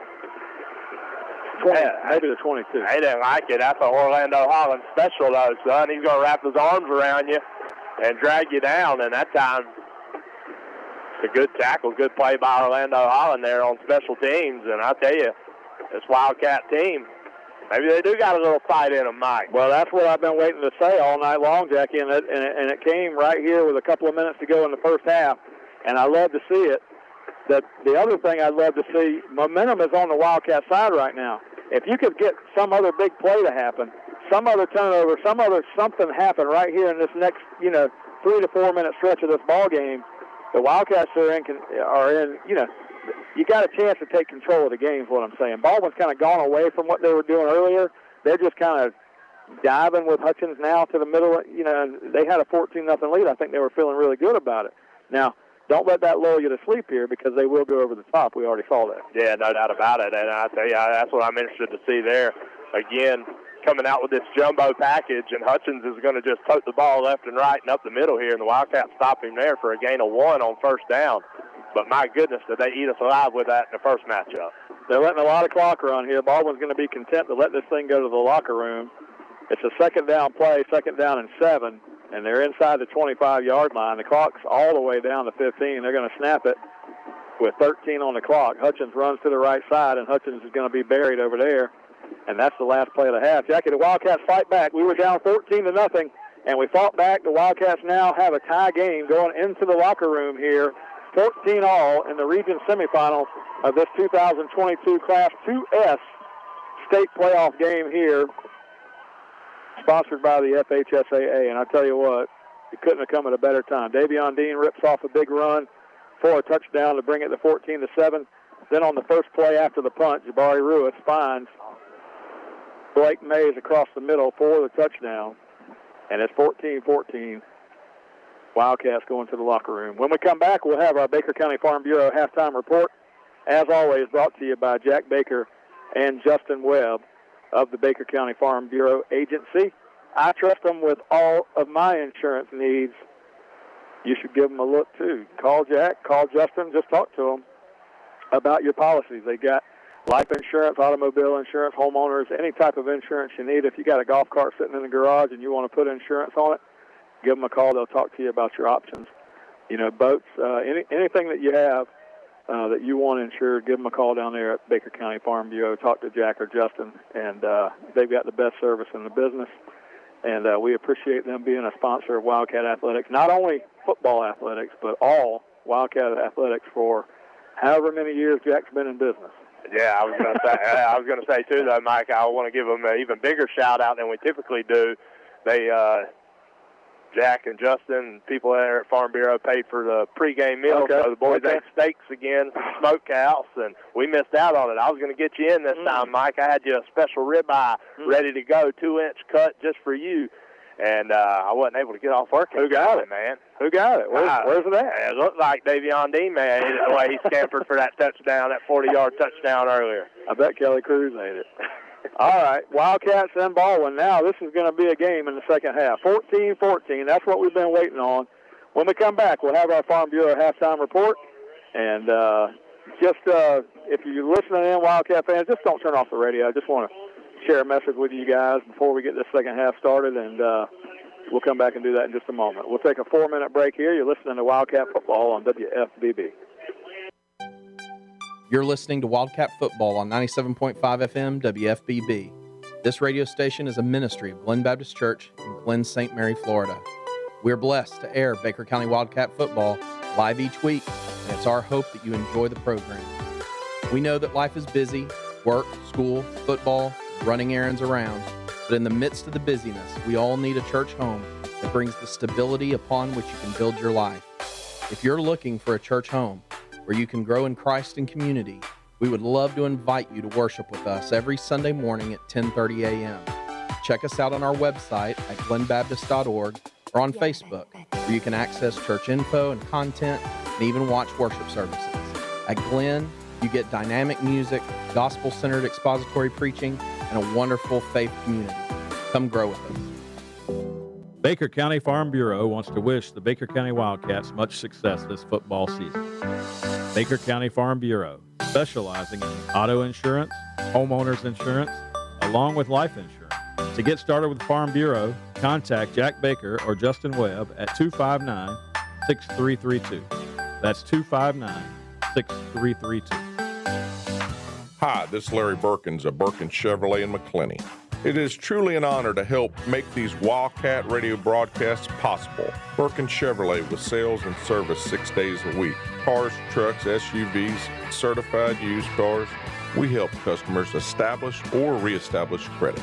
Thank you, Wildcat fans. From Larry Berkins at Berkins Chevrolet, US 90 in the heart of McClenny. Online at BerkinsChevy.com. Since 1967, Dependable Heating and Air Conditioning has had the goal to acquire customers and maintain their complete satisfaction throughout the business relationship. Located in McClenny with almost 60 years of serving the McClenny area, excellence has been their hallmark. Did you know that now Dependable Heating and Air Conditioning also carries Amana products? Amana has been known since 1934 as having some of the most reliable and dependable heating and air conditioning systems in the business. If you're struggling with who to call for your air conditioning service, give them a call. Dependable Heating and Air Conditioning, 259-6546. That's 259-6546. The Glen Baptist Church Ladies Ministry is excited to welcome Lauren Johnson as the guest speaker for our 2023 Ladies Retreat, titled Rhythm of Grace. Our lives can get out of rhythm with all the demands placed on us, so join us to learn how to get back into a joyful rhythm with God's help. This 2-day event will be held at Glen Baptist Church, located in Glen St. Mary, and starts Friday, January 27th at 6 p.m. There will be food trucks and fellowship, followed by our opening session. This event is open to all ladies 9th grade and up. Clear your weekend, ladies, and tell your friends and family. We have been praying for big things from a big God. Registration for the weekend is only $25 and includes a voucher for free donuts to be redeemed Saturday morning, a t-shirt, and a box lunch on Saturday. So head over to our Facebook page at Glen Baptist Church and get signed up today. Registration ends January 12th, 2023. We look forward to seeing you embrace God's rhythm of grace for your life at this very special ladies event. Dual State Real Estate is a proud supporter of Wildcat football. We offer home and land sales as well as property management in Florida and Georgia. Come in for a free consultation and we'll show you how to get up to 16% more for your property. Mention this ad and we'll give you free buyer representation. Don't hesitate, call Dual State, owned and operated by Sabrina Thrift. Call us today at 904-397-0263 or check us out at dualstaterealestate.com. We'll give you service you deserve from people you can trust. And at Dual State Real Estate, we are always Wildcat proud.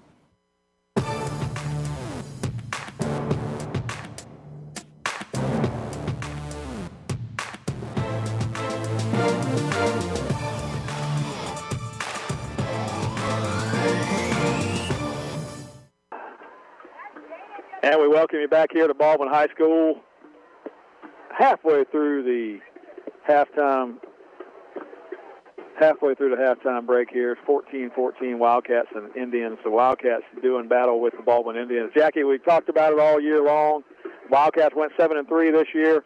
Baldwin went 8-2 on the season, so they go 8-2. However, Baldwin was undefeated in the district, so they won the district championship. Wildcats a game shy of the district championship. So Wildcats come back tonight with a chance to avenge that loss to Baldwin early in the year. It was week 4 this year when Baldwin took us down 30-7.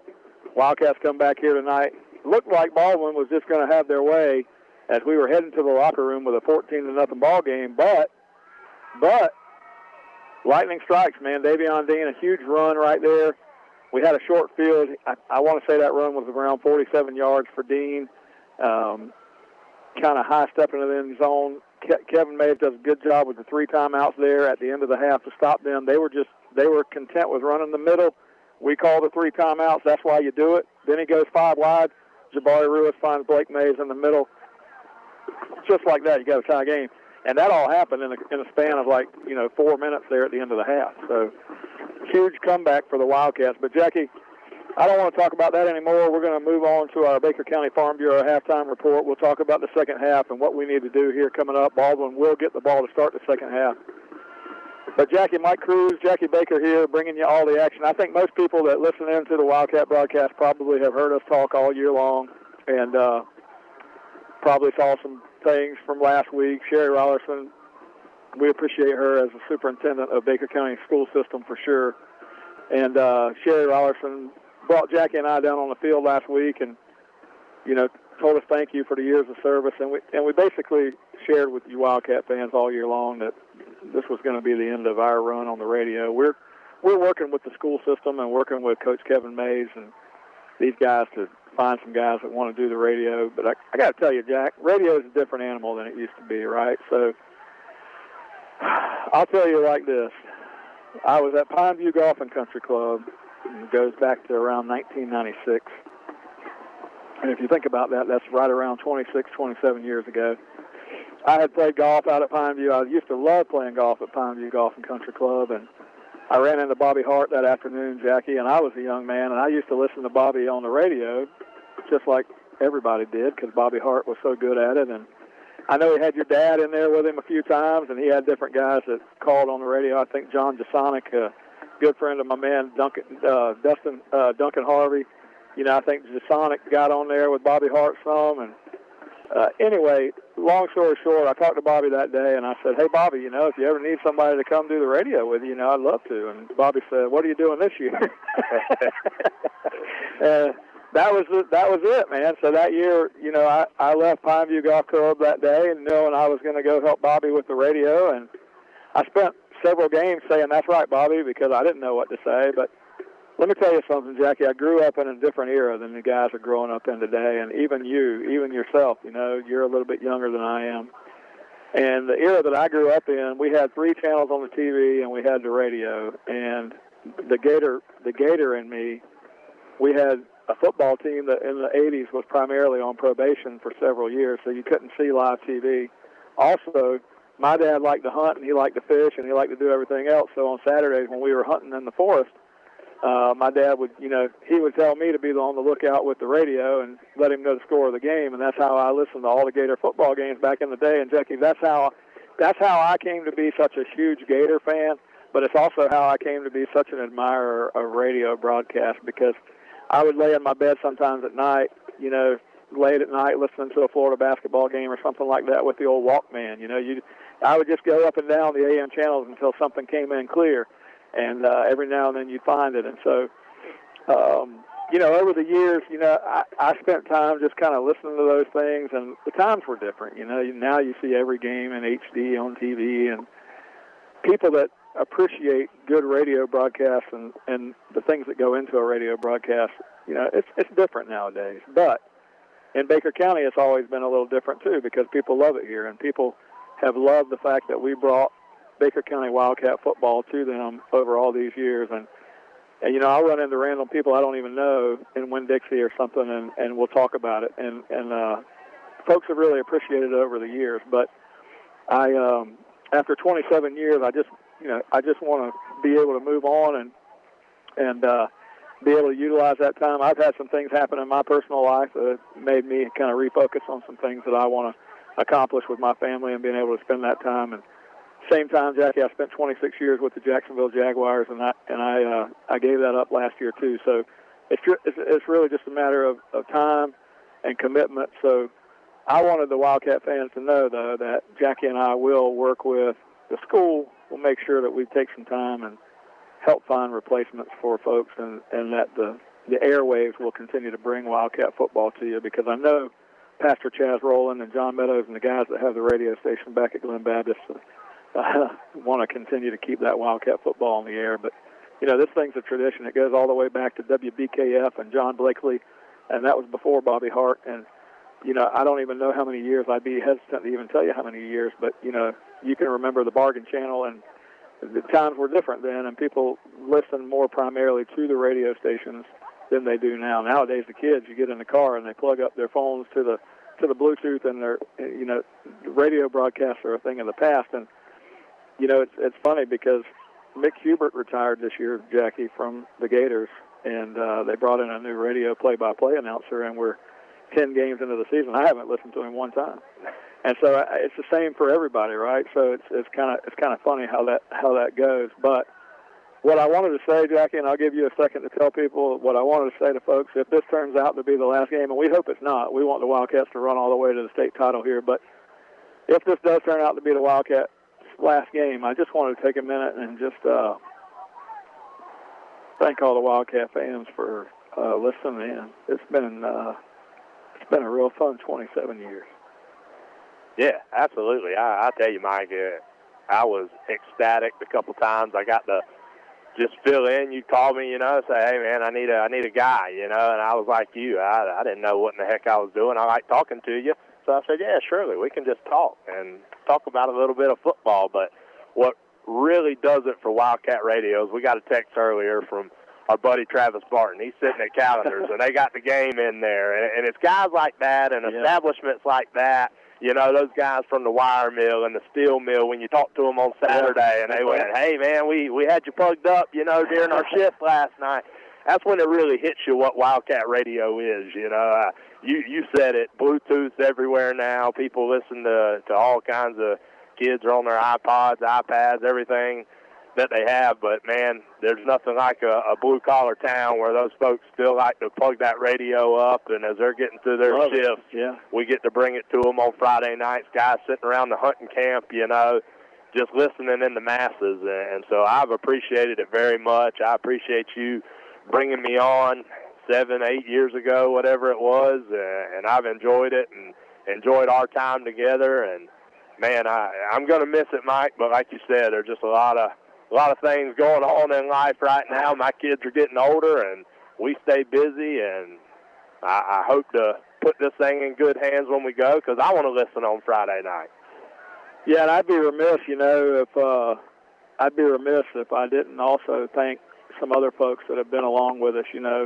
Jackie, the time that we've spent here has been incredible. We were able to go to our first state championship game 27 years, you know, you get a one state championship game. That's pretty incredible, and that was a big deal. But when Bobby Hart's youngest son, Jonathan, graduated high school, Bobby decided it was time for him to call it quits. So he turned the radio over to me, and Tim Wilder, who's the stadium voice of the Wildcats, joined forces with me for a year, and I appreciate that. Tim Wilder, you know, that was kind of my first year getting my feet wet, doing the play-by-play and just kind of keeping this thing going. And so Tim stepped up and was there with me. And then David Crummy, good friend of mine for years and years and years, and if David's listening, I want to make sure he knows that the years that we spent with David Crummy on the air were fantastic as well. I wore my 2007 district champion hoodie here tonight, Jackie, for good luck. And one of those years, you know, we played St. Augustine, and I'll never forget some of those calls with David. And David was just as passionate about this Wildcat football as you and I. He had a chance to see his son graduate, Ross, a few years ago and play football for these Wildcats, and I know how proud he was of that. So I want to make sure that Tim Wilder and David Crummy and Bobby Hart and John Blakely and all those guys that have done this for years, they get credit. But if the Wildcats were to lose tonight, this is the last time you're hearing me on this radio, so I just want to make sure I take some time to thank people and also just tell people what the vision was that when I think about it, Jackie, there's those summer days or those late fall days when you're out in the yard and you're playing and the radio's on in the background and you hear the call from the announcer, and if the announcer can make the game come to life for you where you can see what's happening without seeing it on TV, that's all I've ever tried to do. And hopefully some of the Wildcat fans have been able to see that picture, you know. But I think about how old some of the terminology is, you know. When I say the Wildcats will move left or right across the radio dial now, I'm guessing 60% of the audience doesn't know what a radio dial is. But in the old days, when you sat down in your mom's sedan, there was a radio, and it had buttons across the front. And if you pushed those buttons, the dial would go from the left side, which was around 87.5 FM, and it would go all the way to the right side, which was around 107 point something FM. And that was where we got left to right across the radio dial, because that's what would happen in the car. You would scan that radio dial until you found something that came in crystal clear, and you could listen to it. And times have changed. You don't see that anymore. Yeah, I mean, you'd have to say left or right on your buffering bar with the tune-in app, man. And as you know, we talk about it. I'm with you, man. I love a good vintage. I got a record player sitting there in my living room. I love to pop those records in, you know, and listen to them crack and pop as it plays my favorite songs. But TuneIn has brought a different element, you know. And YouTube, we got guys that weren't able to listen, you know. If you moved out of Baker County, you weren't able to listen to Wildcat Radio. And now with that technology, guys like Stephen Jones, you know, listening from New York and New Jersey. Worldwide, man. Yeah, I mean, we've had guys in Germany, you know, listening in. So it's been awesome just to not only hear the local people, but get the texts from others that are, you know, have moved on from Baker County and continue to text in and say, man, we really appreciate y'all doing that because I get to keep up with my hometown. Well, Jackie, I apologize for it. I got a little emotional talking about it, so I appreciate the Wildcat fans listening through that. There was one other thing I wanted to share. You know, it's one of those, when I was a kid, Jackie, you won't remember this, because when I was a kid, we didn't have cable TV in Baker County. It was 3 channels and out, okay? And it wasn't until I was late in high school before we had cable TV, and that was only because my dad bought one of those 20-foot satellites that went in our front yard, okay? Like a trampoline. But what my dad used to do is, I'll never forget it, my dad used to go out to the garage on Sunday afternoons because we couldn't watch NASCAR on TV, and he would turn on the NASCAR motor racing network while he worked out in the yard. We'd go to church in the morning, come home, and in the afternoon you had the motor racing network on in the garage, and I would hear Eli Gold and some of those guys who called the NASCAR races. Eli Gold, by the way, also the voice of Alabama football over the years, Rammer, Jammer, Yellowhammer, all that, you know, and listening to those guys and hearing the way that they brought that race to life. If you've ever had a chance to listen to MRN and just listen to the way the race comes to life, you can see the race cars going around the track, even though that's not it. So for the rest of what we're doing this year, if it ends tonight, that's what we're trying to do for you. And, Jackie, all I want to say to you is thank you so much for being here with me, and we'll close it out in style. Wildcats set to kick it off here in the second half. The Wildcats, Blake Mays is going to try an onside kick, and the Wildcats are going to dive on the football or try to dive on it up around midfield. It's loose. It's loose, and the Cats may have it. Blake Mays kicked the beautiful onside kick past midfield. The Wildcats come away with it, and we don't have to worry about Baldwin getting the ball to start the second half. The Cats will have a short field at midfield. You know, I almost thought, I said, we've seen Kevin Mays do that a couple times this year, Mike, come out a little surprised. And that time the middle of the field was wide open, and I thought, I wonder if he's got anything up his sleeve right here, and he surely does. And the Wildcats are going to take over to start this third quarter with an onside kick. Tie ball game 14-14, and Jabari Ruiz is going to stay in at quarterback, Mike. Well, I like it. Let's throw the pass to Blake Mays across the middle like we did the last time. First down and 10 now. The Cats onside kick to start the second half. I love the call. Wildcats have totally turned around this game.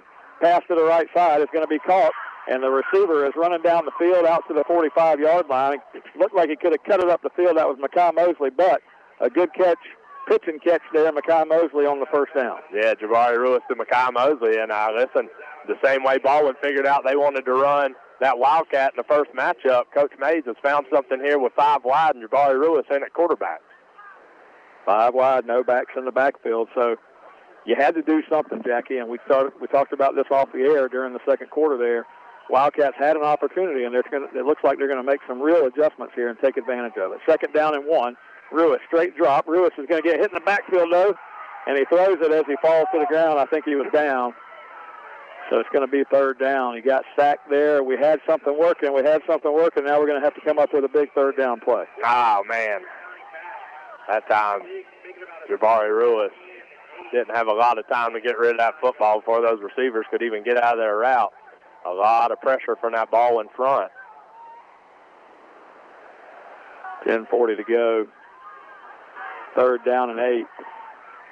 Ruiz takes the snap, rolling to his left, finds a man on the sideline. He's got Cam Smith. Cam high steps down to the first down and puts his shoulder down and runs over the Baldwin Indian right at the first down marker as if to say we're here to play, and the Wildcats are going to get a first down. Now, you want to talk about a little fight in you. That's what I'm talking about right there, Cam Smith. A speedster known for those moves, and that time just lowers the boom on a Baldwin defender.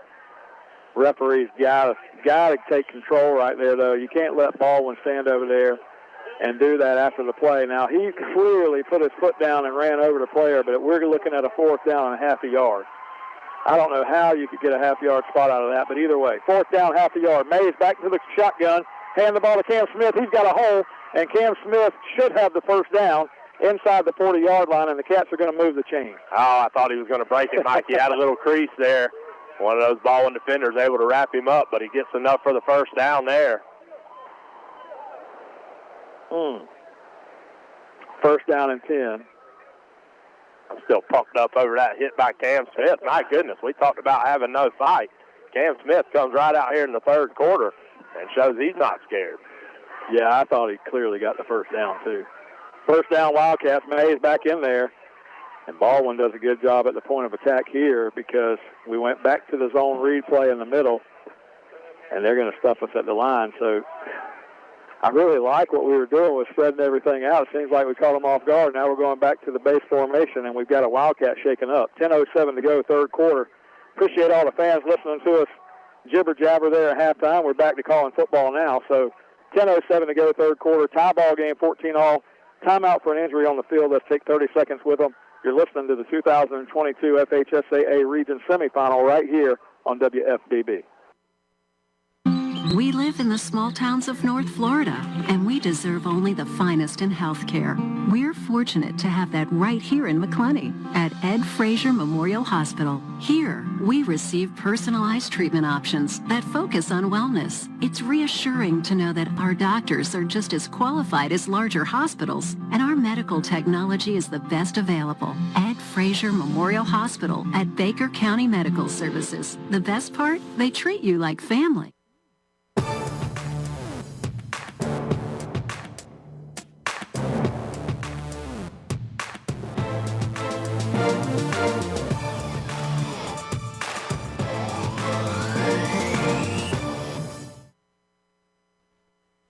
.07 to go, third quarter. We welcome you back here to Baldwin High School in Baldwin, Florida.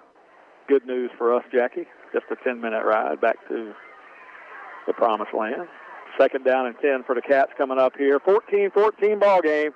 Cats with the ball at the 42-yard line of the Indians. Blake May's in there at quarterback, going to hand the football off up the middle, and Cam Smith's going to fight his way down. No, that's not Cam Smith.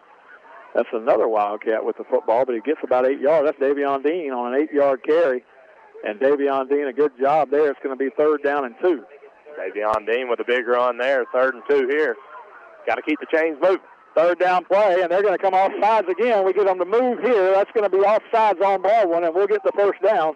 And Baldwin, a little fussing and fighting amongst themselves out there. They don't like it. No, not at all, Mike. It's easy. I tell you what they did to us that first matchup, and I hate to keep bringing that up, but I'm going to tell you, I'm the biggest Wildcat fan you know, and that was a beatdown that Baldwin put on us in that first matchup. But you come out now and you show a little fight, and let's see if they can stand up and take it. 1st down and 10, 29-yard line. I got reminded of something from one of the texts I got, and I got to say something about it, Jackie, in a little while, but we'll get back to it. 1st down and 10, Cats from the 29-yard line. Jabari Ruiz back in there. He fires one down toward the goal line. Josh Holmes came back to get it, and it was a back shoulder throw, and Holmes was there, and he just couldn't get it in his hands. That would have been a touchdown. Oh, my goodness. Josh Holmes made the perfect move. Golly, he cut right inside the defensive back that time and just went right through his arms. He came through, back shoulder. Good chance to take that one to the end zone. Couldn't happen. 2nd down and 10 from the 29. Jabari right in front of us, across the middle. Blake Mays got it. Touchdown! Oh, he dropped it. Oh, he drops the football. He juggled it at the goal line, and Blake Mays, I thought he caught it, Jackie. Oh, right in front of us. Oh, my goodness. He juggled it, and I was with you. He brought it in for a second, and then he just kept juggling it all the way and couldn't corral it. Oh, man, he's going to wish he had that one back. Blake Mays did a good job of getting to that football, and I thought he hauled it in for another Wildcat touchdown. I did too. 9:06 to go, 3rd quarter. 3rd down and 10 now for the Cats. The good news here, we're in Blake May's field goal range. Wildcats will be looking at about a 45-yarder from here. Going to set up a screen, but now we're out of field goal range, just like that. Just as soon as I said it, I jinxed us. Jabari Ruiz gets sacked in the backfield all the way back to the 42. You thought he got a face mask, but they're not going to throw the flag. No, we're the White Hats, the only one in the stadium that didn't see the face mask that time. Oh, that's an unfortunate turn of events for Wildcat offense there. Oh, of course I would jinx it with the field goal talk. All the way back to the 42. No chance now. Blake Mays on to punt it away. So we get an onside kick to start the second half, and we're unable to do something. Same thing that happened 1st quarter, Jackie. We went down, we drove the football, had to turn it around. Baldwin's going to return this one, and he does not call fair catch. And a great tackle at the point of attack right there by one of the Cats. Was that Case Foster? Nah, I can't tell who that is. I can't see a number on it. Great tackle, though. I can't see who it is down there, but 12, I think. 12. Trenton Armstrong. Oh, yeah, my buddy Trenton down there with a huge tackle. Trenton Armstrong got there right when the football got there. Jackie, while Baldwin's waiting to come out, the other thing I was going to say, I thank David Crummy, I thank all those people that were on the air with us. We had 2 stat guys, man. After Tim Wilder called the football with me for a year, Tim went on the road with us, and he was our stat guy every game, and that was incredible. And then Justin Thomas, man. Justin Thomas has been with us for how many years now? When Tim moved over to the PA voice, Justin came over and has been our stat guy. He moved away. We missed him this year incredibly. Justin, if you're listening, man, we missed you. But Hutchins going to take the snap here from inside the 10-yard line for Baldwin, and he's going to run it all the way out across the 25-yard line. Those are the guys I just wanted to mention. We're not going to talk about that anymore tonight, but my man Tim Wilder texted me, and he's a good friend of mine, been a good friend of mine ever since he moved here. Georgia Southern guy. He told Alex Bowen last week. Alex Bowen came up to see us in the box last week, and he told Alex, he said, hey, I'm a Georgia Southern guy too. Alex Bowen, former quarterback for the Cats. Looking all ripped, muscular, young man. I know he's doing good things. 1st down and 10 from the 25. Hutchins in the shotgun. Wildcats creep up to the line, showing a little bit of a blitz. Hutchins comes to the right side. He's got a hole. There he goes, 35-40. Hutchins, a man to miss at midfield. and Hutchins still on his feet out across midfield into Wildcat territory. And in 2 plays now, Baldwin's momentum is back. Yeah, and I tell you what happened that time. They have gone strong side, strong side, strong side, and that time Hutchins pulls it, and he goes to the weak side, Mike. No blocking back whatsoever in front of him, and the Wildcats weren't ready for it. And if you're the defensive end on that weak side, you got to do a job, man. I know it's tough, but, man, you have got to contain right there. Have to. Now Baldwin, after that onside kick, they survived that scare. Now it's first down and 10 across midfield, and they're going to move on a false start here, and 58's the only guy that can't believe it. He just can't believe it. Who would do such a thing? Oh, me. 5-yard penalty on them. I'm glad we can still laugh about it. Cats need to get the momentum back. Jackie, the onside kick call was perfect. We needed to put points on the board there some way, shape, or form. That third down sack was a killer. 8:03 to go, third quarter. Hutchins has one back. That's Coleman in the backfield. 2 receivers right, 2 to the left, stack formation. Hutchins fires one down the left sideline. The receiver is open over there on the sideline, and he makes the catch. And it's going to be a first down for Baldwin. You saw that one. You saw that one set up well. Yeah, that time just out and up. And, again, they have lulled us to sleep with the short passes, so we bid on the out. And Hutchins lofts it up. And the Wildcat defender just couldn't catch up to it. Man, I thought Blake Mays caught that ball in the end zone. Oh, my goodness. Oh. First down play now for Baldwin, deep in Wildcat territory. They hand the ball off in the backfield, and the Cats defense does a great job here, pushing them back. Maybe a loss on the play. It'll be 2nd and 11.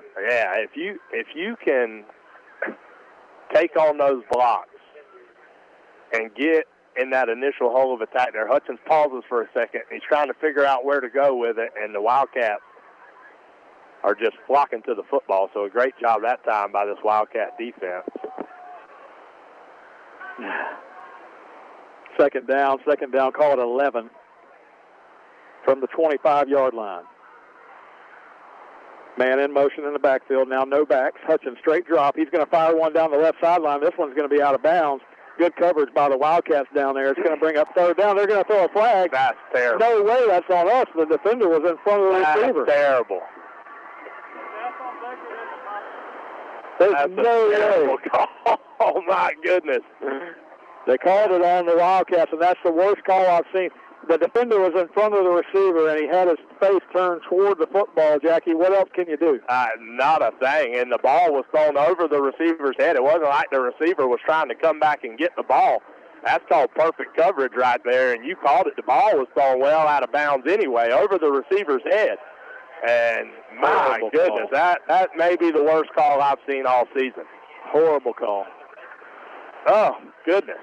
I can't even understand how you would throw a flag in that situation, especially given the position the defender had on the ball, making a play on the ball. First down now for Baldwin after the pass interference. Straight drop. They're going to fire the same pass route to the corner of the end zone over there, and it's going to be incomplete again. Wildcats have good coverage going on. Hutchins just kind of straight drop and kind of firing one toward the corner. Might have been a little back shoulder throw that time, but either way, good coverage out there. It'll be second down. I cannot believe they threw the flag on the interference. Yeah, me neither. My goodness, and what a time for it, too. You know, I think that would have brought up 3rd and 10 situation there had it just been incomplete. Yeah, it would have. That was 2nd and 10. Should have been just a straight incompletion, go to 3rd down. Now the ball's on the 12-yard line, and it's 2nd down and 10. They can get a first down at the 2. Hutchins with Coleman back there. Flag down. Somebody moved or? Can't break the huddle with 12. Broke the huddle with 12. Illegal substitution, 5-yard penalty. So the ball's going to go from the 12 to the 17-yard line, and you're going to be looking at 2nd down and 15. Yeah, I'm telling you, if the Wildcats can figure out a way here to get a stop or even hold Baldwin to a field goal, what a win that would be for this defense. I tell you, my buddy, my son Ace, he was at hitting lessons earlier with Coach Case and Lowry out there, and they were talking about the game, and they said 24-20 Cats, Dad. Ace called it? That's what Ace called. All right. You get at home batting left? No, I got to travel for that. Okay. Second down, 15. Man in motion from the backfield. Now no backs. Hutchins again. Straight drop, fires the slant across the middle. Tackle's going to be made right away. The catch was made inside the 10, but tackle made right away. It's going to be third down. Good little pitch and catch there from Hutchins. Just a quick slant, but great coverage that time by the Wildcat defender. Like Derek Major maybe over there, Mike. I can't see that far. Yeah, just a gain of 6 on the play is going to make it third down and 9. They can get a first down inside the 2. They also have a kicker, Kevin Pardo Vargas. You saw he's made both extra points tonight. From where they're at right now, the Wildcats would be, or the Indians would be looking at about a 30, maybe 32, 33-yard field goal. Hutchins fires one to the right side. It's behind the defender, and he had to throw it quickly because he was under pressure. The receiver never knew it was coming, and they're going to have to try the field goal. Yeah, great pressure that time by Orlando Holland, and that's what we're used to seeing, you know, when he has to hang on to that football for any second whatsoever. Usually Wildcats getting good pressure.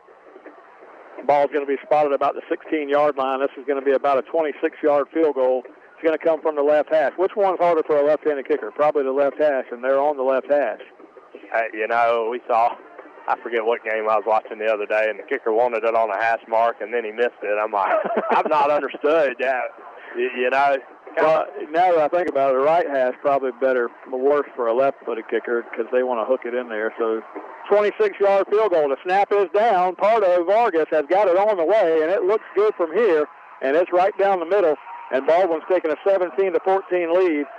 26-yard field goal. He would have made it by another 10 or 15 yards. A good kick that time. Got some good height on it. And Baldwin's taking the lead. So 17-14 Indians.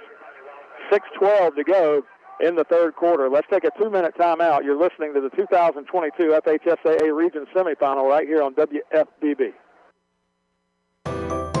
Have you ever thought about cleaning out your garage or wonder what you need to do with all those aluminum cans or scrap metal you've got laying around in the backyard? Well, look no further. You just need to load it up and head to American Recycling. Tim Hughes owns and operates American Recycling on Woodlawn Road in McClenny, Florida. They're open Monday through Friday, 9 a.m. to 5 p.m., and on the second and fourth Saturdays of every month from 9 a.m. to noon. Stop by and see Tim and maybe even cash in on that stuff you've got laying around. Tim and American Recycling say, go Wildcat. Did you know that walking just 10,000 steps a day helps keep you healthy? And it's easy. 20 minutes of grocery shopping is 1,600 steps. Daily housework is 270. Taking a half-hour walk during lunch, around 4,000 steps. You can see how this adds up. 10,000 steps will find you a healthy weight and even reduce your risk of heart disease, diabetes, and stroke. Feeling healthier starts with the first step. A message from the Florida Department of Health. Baker County Farm Bureau wants to wish the Baker County Wildcats much success this football season. Baker County Farm Bureau, specializing in auto insurance, homeowners insurance, along with life insurance. To get started with Farm Bureau, contact Jack Baker or Justin Webb at 259-6332. That's 259-6332. Hi, this is Larry Birkins of Birkins Chevrolet in McClenny. It is truly an honor to help make these Wildcat radio broadcasts possible. Birkins Chevrolet with sales and service 6 days a week. Cars, trucks, SUVs, certified used cars. We help customers establish or reestablish credit. Thank you, Wildcat fans. From Larry Birkins at Birkins Chevrolet, US 90 in the heart of McClenny. Online at BirkinsChevy.com.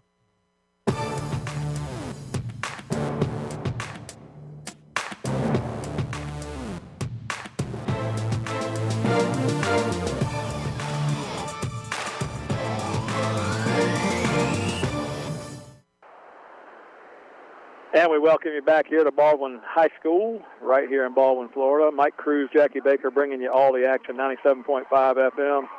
Thanks to my man Corey and my man John Meadows back at the WFBB studios.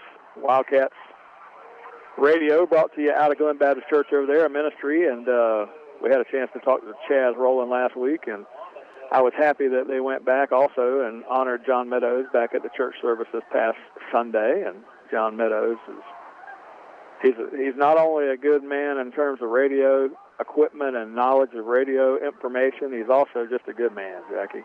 And we thank him for everything he does. 5:35 to go, third quarter. Snap back there, and the Wildcats going to get a good run here. Here comes Cam Smith around the corner. He's going to get face mask on the sideline, and Cam was headed toward the first down, and he's going to get 8 yards on the play plus 15 on the face mask as the defender just reached out and grabbed him by the face mask. Yeah, and nothing intentional there that time. He gives him a head pat there on the helmet as he gets done, but I'm going to tell you what number 9 for Baldwin just did. He may have just saved a touchdown because I'm going to tell you Cam Smith saw it on the outside, and he'd have been off to the races. But they're going to tack on 15 here, and this Wildcat offense got a little something moving again. Yeah, the face mask is big, and we're the one that usually gets the 15-yarders caught on us, so good to see one go the other way. Just hate to see Cam get spun around like that. 5:26 to go, third quarter. Critical third quarter of this football game. 17-14, Baldwin by 3. Mays takes the snap, going to ride the ball in there to Cam Smith, and he's going to run to the right now, reverses back to the left, and get pulled down from behind at the 38. Great shifty running inside by Cam Smith, and once again, Jackie, just an eyelash away from breaking one. Oh, I'm going to tell you, again, that's all Cam Smith, Mike. That play was designed to go to the right, and he goes to the right, and it's just bottled up over there. And Cam Smith, I mean, my goodness, the vision that he has back there, he sees a little crease back to the left and had a defender not made a shoestring tackle from behind there. Again, Cam Smith off to the races. So, number 1 having a great game here tonight, brings up 2nd and 4. Second down 4 from the 38-yard line. Again, inside handoff to Smith, and he drives inside the 35, close to the first down, but I think he's going to be just short. Yeah, just short of the first down, and I'm going to tell you, Baldwin is bringing all the pressure. Not only do they have everybody in the box, Mike, watch. Soon as Blake Mays starts giving the cadence, those Baldwin linebackers are coming with a head of steam. So if Cam Smith can break that second level, my goodness. Inside handoff here, and the Wildcats, Holmes is going to get the first down inside the 30-yard line and move the chains for the Cats. And the Cats now, second opportunity here in the half, and the first one was a positive opportunity. The second one now looking good as well, inside the 30 to the 29. Just can't stall here. This is where we stalled last time. We got to keep it moving. Yeah, a lot of possession time in Baldwin territory. Not very many points to show for it. No, you're right. Inside handoff this time. The Wildcats are going to fight inside the 25, down to the 24. Josh Holmes, hard running inside there. And now if you're an offensive coordinator, Jackie, you've got them set up now. They're keying inside, they're keying inside, they're keying inside. Great opportunity here to try to go over the top. We beat them over the top a couple times now. It can be done. It's a good opportunity here. And you've noticed, too, these last couple plays, they're flaring Cam Smith out here to the outside. Watch for Blake to throw one of these to him. Can't do it to the weak side, though. You can't do it to the weak side. Blake Mays, he's fumbled the snap. Second down snap goes back there to Mays. It hits him in the hand. I mean, we had them set up. We got them set up for a pass over the top. We can't be fumbling snaps, though, and now it's 3rd and 9. Josh Holmes gained 6 yards. We give 4 back on a fumble. Oh, my goodness, Mike. Just when you got some things going for you. From the 27-yard line, 3rd down and 9. Mays in the shotgun. Mays is going to give it off to Holmes again. Holmes has got a hole. Holmes is inside the 20-yard line. He's got the first down, and he's to the 14-yard line. And the Wildcats, Josh Holmes hard running inside the 15, and the Wildcats get a first down. And that's over the hump. Over the hump. We got stalled around that 29-yard line 2 or 3 times tonight. Josh Holmes just took us over the hump. Now we got to punch it in. And they thought the same thing I did. They knew that ball was going to Cam Smith that time, and they got Josh Holmes right up the middle again, and Baldwin's going to take a timeout here to try to figure it out. Well, Josh Holmes gives you a different look there coming up the middle of that defense. And, Cam, as shifty and shaky as Cam is, and when he gets through the hole, he's got the speed, but Josh is adding another element there with a little bit of power. Yeah, Josh is not going to be taken down lightly, man. He's a load toting that thing, Mike, and picking up big yardage here for this Wildcat offense here in the third quarter. 2:39 to go. Third quarter, 17-14. Somebody gets an update on that Bradford-Gainesville Eastside game, give us a text. Let us know. I haven't been able to really look at my phone much, so just have to let us know. 2:39 to go. I put my hand on this metal railing right here. It's been stuck since the second quarter. Kind of. A lot of people don't realize. People will say, I tried to text you during the game tonight. And I'll say, well, listen, my phone is connected to the radio station during the game, so it's not. I don't really get a chance to, it's hard to talk to people and talk to the radio station at the same time, but I'm sure it can be done. There's my little buddy, Buddha Dupree. Handoff inside, Josh Holmes again on first down. Going to pick up about 3 yards inside the 13-yard line down to the 11. It'll be 2nd and 8 from there. I'm telling you, they're setting them up, Mike. They're setting them up to throw that little swing pass out to Cam Smith. He keeps sending him in motion one side or the other and then running Josh Holmes up the middle. Won't be long here. They're going to throw that to Cam Smith. Baldwin thought it was coming on the 2 plays ago and got lulled to sleep, and Josh was able to pick up a big first down, but watch for Cam Smith out of the backfield. 2nd down play. Blake Mays calls for the football, hands it off. No, Blake Mays zone read, and he's got a touchdown. Blake Mays stretches it out over the end zone. I thought he was going to lose it, and he goes across there, and Blake Mays redeems himself for the drop touchdown pass, and the Wildcats are going to take the lead. What a huge play by Blake Mays. Good read that time. Up the middle, and Blake Mays keeps that one, and my goodness, what a good run that time by Blake Mays to give the Wildcats their first lead of the night. Oh, nice zone read play by Blake Mays. He made a living last week against Yulee on that. He got a 41-yard touchdown run against the Yulee Hornets last week on that zone read play. Comes back right there, and Mays sticks it in the end zone.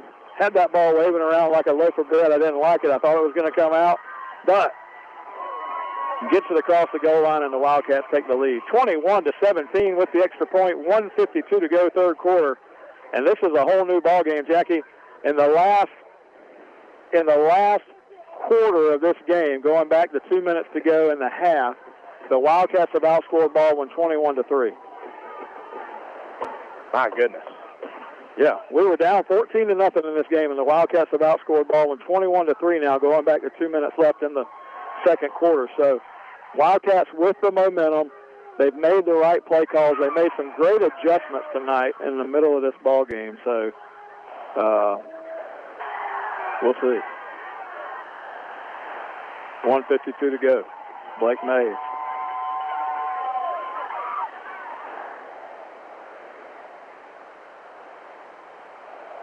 Yeah, the juice is flowing, too, as he kicks that one down inside the 5. Taken around the 5-yard line. The Wildcats have a great tackle down here. Was that Major or was that Mekhi Mosley? Somebody came down here. Neither one of those guys. I'll get a number in a minute, but a great tackle made inside the 15-yard line down here. It stops the running back or stops the return man back around the 14-yard line. So the Wildcats not only get the touchdown, we got the 4-point lead, and we also now are going to stop them inside the 15-yard line here. Who you got? Give me a number. I look like 33 from what I could tell, Mike. Well, if that's right, then that is Connor Bearden. Does that sound right to you? Yeah, great play by Connor Bearden. He's first man down there and makes a great tackle inside the 15. So Baldwin going to start deep in their own territory. 14-yard line, good spot right in front of us here. We stand high atop the baseball stands here in Baldwin. I ripped one down that third base line one time my senior year for a double, Jackie. I remember it like it was yesterday. Hutchins carries the football to the left side. You see that third base side right there? You see the foul pole down there? I think it was a little humpback line drive down the left side, and I wasn't really fleet of foot, but I was able to get to second base. True story. Right. Stand-up double, baby. Coach Pelham will vouch for it if you talk to Gary Pelham. He'll tell you. Second down and 7. Hutchins in the gun. Hutchins takes the football, fires it left side, and it's going to be out in front of the receiver. No, that's terrible. That's terrible. Another flag here. The Wildcat defender came up and hit the receiver in the back, but the ball was past him, and the hit was after the pass would have even had a chance to be called. Absolutely. Not only the ball had hit the 30-yard line, the pass would have been called at the 25. The ball hit the 30-yard line before he got nudged. That's a terrible call. That's 2 bad pass interference calls. I'm telling you right now, my goodness. The first one, from our vantage point, I couldn't see as good as this one. If the first one was as bad as this one, they're both terrible, but that's just a bad call. It's a bad call. That's a terrible call. My goodness. Get me worked up here in the third quarter. I'm telling you. 1:08 to go, third quarter. Hutchins fumbles the football. He's got to go back there, and the Cats are going to cover him up in the backfield, and he's going to lose 6-7 yards on the play back to the 25-yard line. And the line judge on their side, he wanted to call being too rough with the quarterback that time. My goodness, what a terrible call. Terrible call. But the ball doesn't lie, Mike. You've heard that your whole life. You heard it, yeah. True, and it turns out to be true more often than not. Second down now, 17, coming back from the 25-yard line. Hutchins in the gun. Hutchins going to take the ball, fire it to the right side. Receiver comes free out there, but he's got great coverage. Derek Major down there, Davion Dean down there. They can't do anything with it, and the ball was over the receiver's head out of bounds. It'll be third down and long.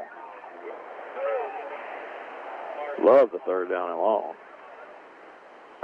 Daggum, I think when Derek Major hit the sideline there, I think he hit one of his teammates. Going to be down right here. Well, Dean popped back up, so... Yeah, I don't think it was anybody involved in the play. Oh, it was somebody.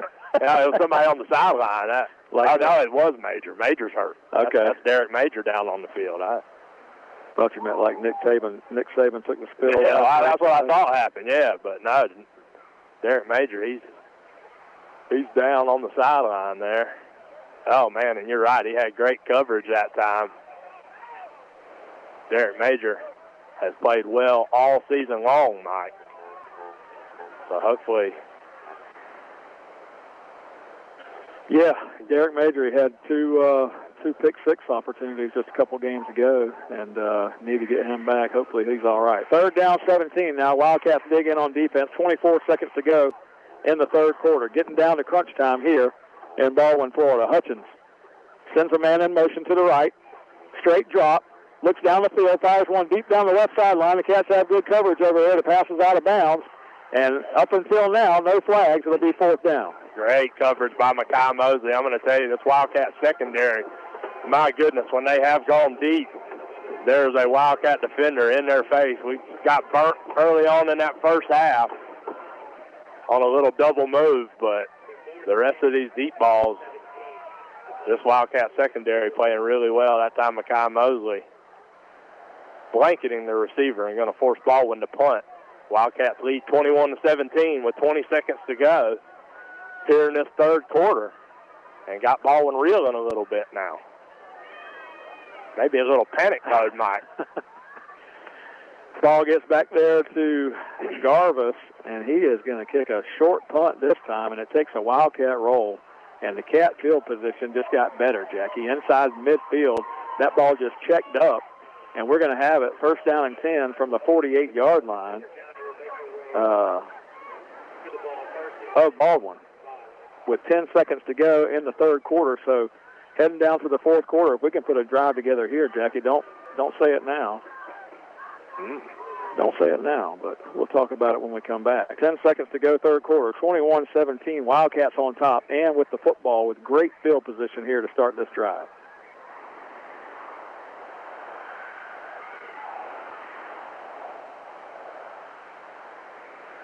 Nope. Handoff to the left side. Cam Smith coming this way. Going to be bottled up right around the line of scrimmage. No gain on the play. That's going to be the last play of the third quarter. So we're going to head to the fourth. The Wildcats 21. Baldwin 17. 4-point lead for the Cats. Field goal can't beat us right now, and if we can convert on this drive here, Wildcats will be in good shape. Let's take a 1-minute timeout. You're listening to the 2022 FHSAA Region Semifinal on WFBB. Have you ever thought about cleaning out your garage or wonder what you need to do with all those aluminum cans or scrap metal you've got laying around in the backyard? Well, look no further. You just need to load it up and head to American Recycling. Tim Hughes owns and operates American Recycling on Woodlawn Road in McClenny, Florida. They're open Monday through Friday, 9 a.m. to 5 p.m., and on the second and fourth Saturdays of every month from 9 a.m. to noon. Stop by and see Tim and maybe even cash in on that stuff you've got laying around. Tim and American Recycling say, go Wildcat. Baker County Farm Bureau wants to wish the Baker County Wildcats much success this football season. Baker County Farm Bureau, specializing in auto insurance, homeowners insurance, along with life insurance. To get started with Farm Bureau, contact Jack Baker or Justin Webb at 259-6332. That's 259-6332. Dual State Real Estate is a proud supporter of Wildcat football. We offer home and land sales as well as property management in Florida and Georgia. Come in for a free consultation and we'll show you how to get up to 16% more for your property. Mention this ad and we'll give you free buyer representation. Don't hesitate. Call Dual State, owned and operated by Sabrina Thrift. Call us today at 904-397-0263 or check us out at dualstaterealestate.com. We'll give you service you deserve from people you can trust. And at Dual State Real Estate, we are always Wildcat proud.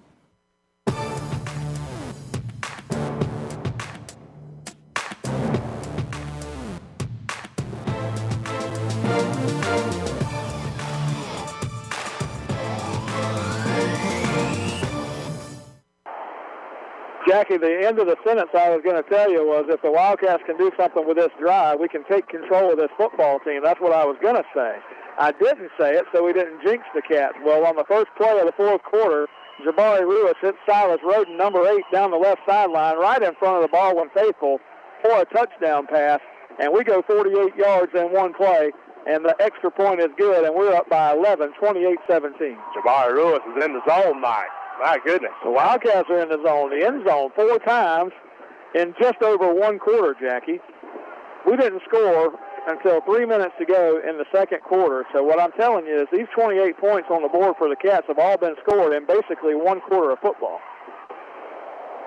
Maybe that halftime speech was a little, well, 4 minutes ago, was a little inspiring because these guys act like they want to play a little football now.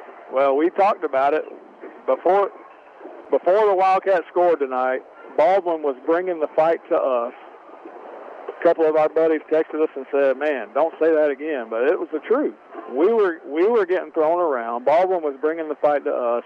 We looked like we were back on our toes. But we made some adjustments right there in the second quarter.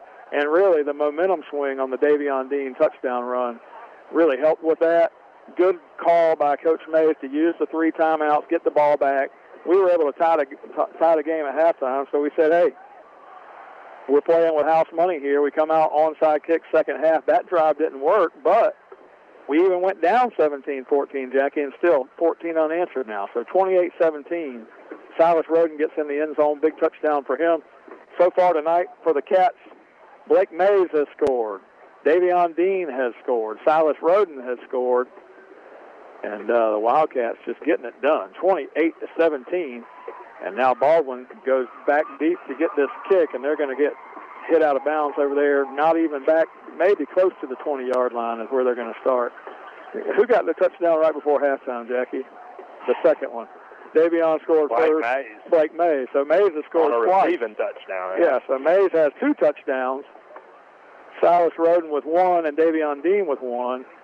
And Mays has made all 4 extra points, and we've got a 28-17, 11-point lead here. And Baldwin has to be scratching their head saying, what went wrong? Oh, my goodness, yeah. I mean, basically 30-0 wrong in that first matchup. Never in doubt at all. We scored one late last play of the game to make it 30-7. But now these Wildcats lead here 28-17 at the start of this fourth quarter. First down and 10 for Baldwin. Moving west to east across your radio dial. That would be right to left in this stadium. Pass deep down the right sideline. Good coverage over there. Cam Smith, good coverage on the receiver, and it's incomplete over his head. It'll be second down. And I tell you, listen, there's still a lot of ball game left here in this fourth quarter, but you got to wonder, as soon as the Wildcats took the lead, Baldwin went completely away from what they had success with. That's right. They start trying to put the ball in the air and catch up in a hurry. Second down, 10, 11:40 to go. Just started the fourth quarter here. Second down play, they're going to fire it out here, and the quarterback is just off his rhythm. He throws this one 5 yards past the receiver. That's King Grant over here, and Baldwin is in danger of turning this thing back over. It's 3rd and 10. Listen, I'm going to tell you, Mike, and I can't remember their previous drive, but that's 2 passes in a row. I'd venture to say that's probably 5 or 6 passes in a row now for this Baldwin Indians team. They didn't throw 6 passes in the whole first half or in that first matchup. Yeah, it was total ball control, and they were totally dominating at the offensive point of attack, and that has gone away. And it went away when they got conservative late in the first half, and they haven't been able to get it back. Third down and 10. They fire the ball to the right side, and it's going to be picked off over there. No, knocked away. Wildcats had great coverage and almost an interception by Blake Mays. Yeah, Derek Major, good to see him back out there just in blanket coverage. Had Blake Mays helping him over the top. Both of those guys know where to go with the football for Hutchins, but that's 3 passes in a row, 3 incompletions. And again, these aren't short passes, Mike. He's trying to throw the ball down the field, so they're feeling the pressure a little bit on the Baldwin sideline as they go a quick 3 and out and kick it back to the Wildcats. Got like 10 people back in Baker County, Jack, giving us score updates now, and I can tell you that Bradford game, 14-0 right now. Bradford leads over Eastside. I think they're heading down toward halftime over there. So appreciate it from all the guys sending us some scores. Josh Holmes takes the punt back around midfield, and Holmes is free down the left sideline. A good return here. And I'm thankful that one of our coaches was listening to the radio, flagged down late here, and they finally got Holmes to come up and return these punts because he can do it, Jackie. We saw it earlier this year. And he catches that one and makes a good return down the sideline to the 35-yard line. But we'll have to check this flag. Could be a late hit.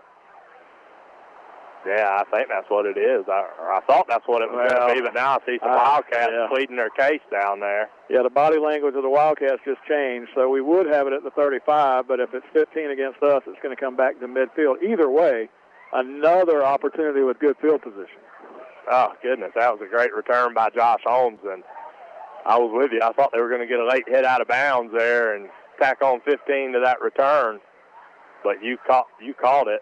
Holmes coming up at the 50-yard line, receiving that punt, saved a bunch of yardage, and then he was able to return it for about 15 or 20 more.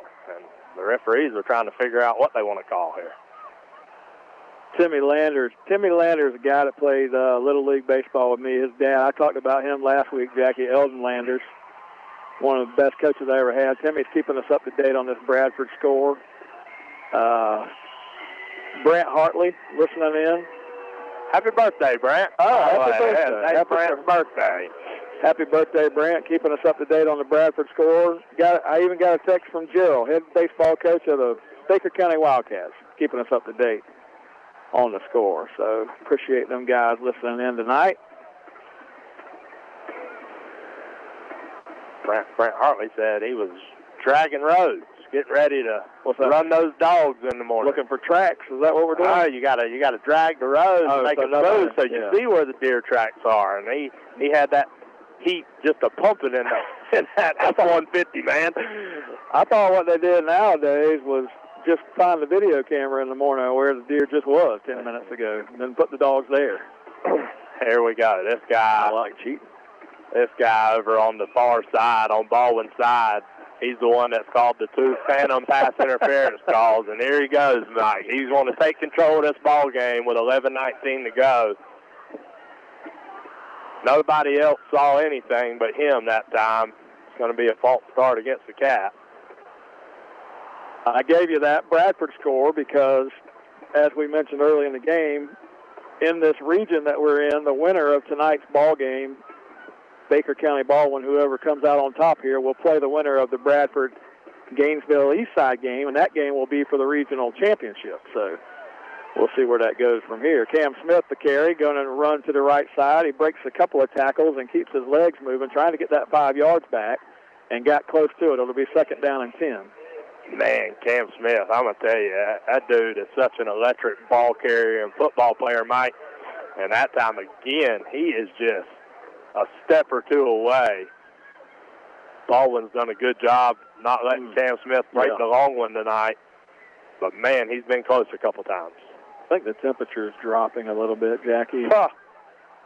10:43 to go in the game. I just wore this hoodie, and I'm thinking this hoodie was going to be plenty, but I'm starting to feel it. I wonder if somebody can go warm up my heater over here. 10:43 to go.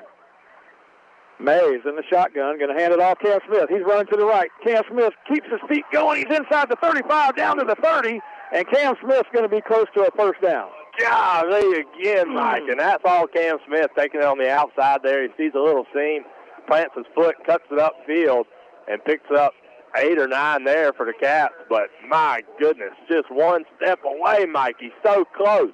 Well, it's 4-down territory here. 3rd down and 3. We're inside the 35-yard line. The Cats just need to get this first down and keep these chains moving, keep this clock moving. Cam Smith straight ahead, though, and that was a great play on the read. If Mays goes outside, he's got a first down and more, but now we're 4th down and 1.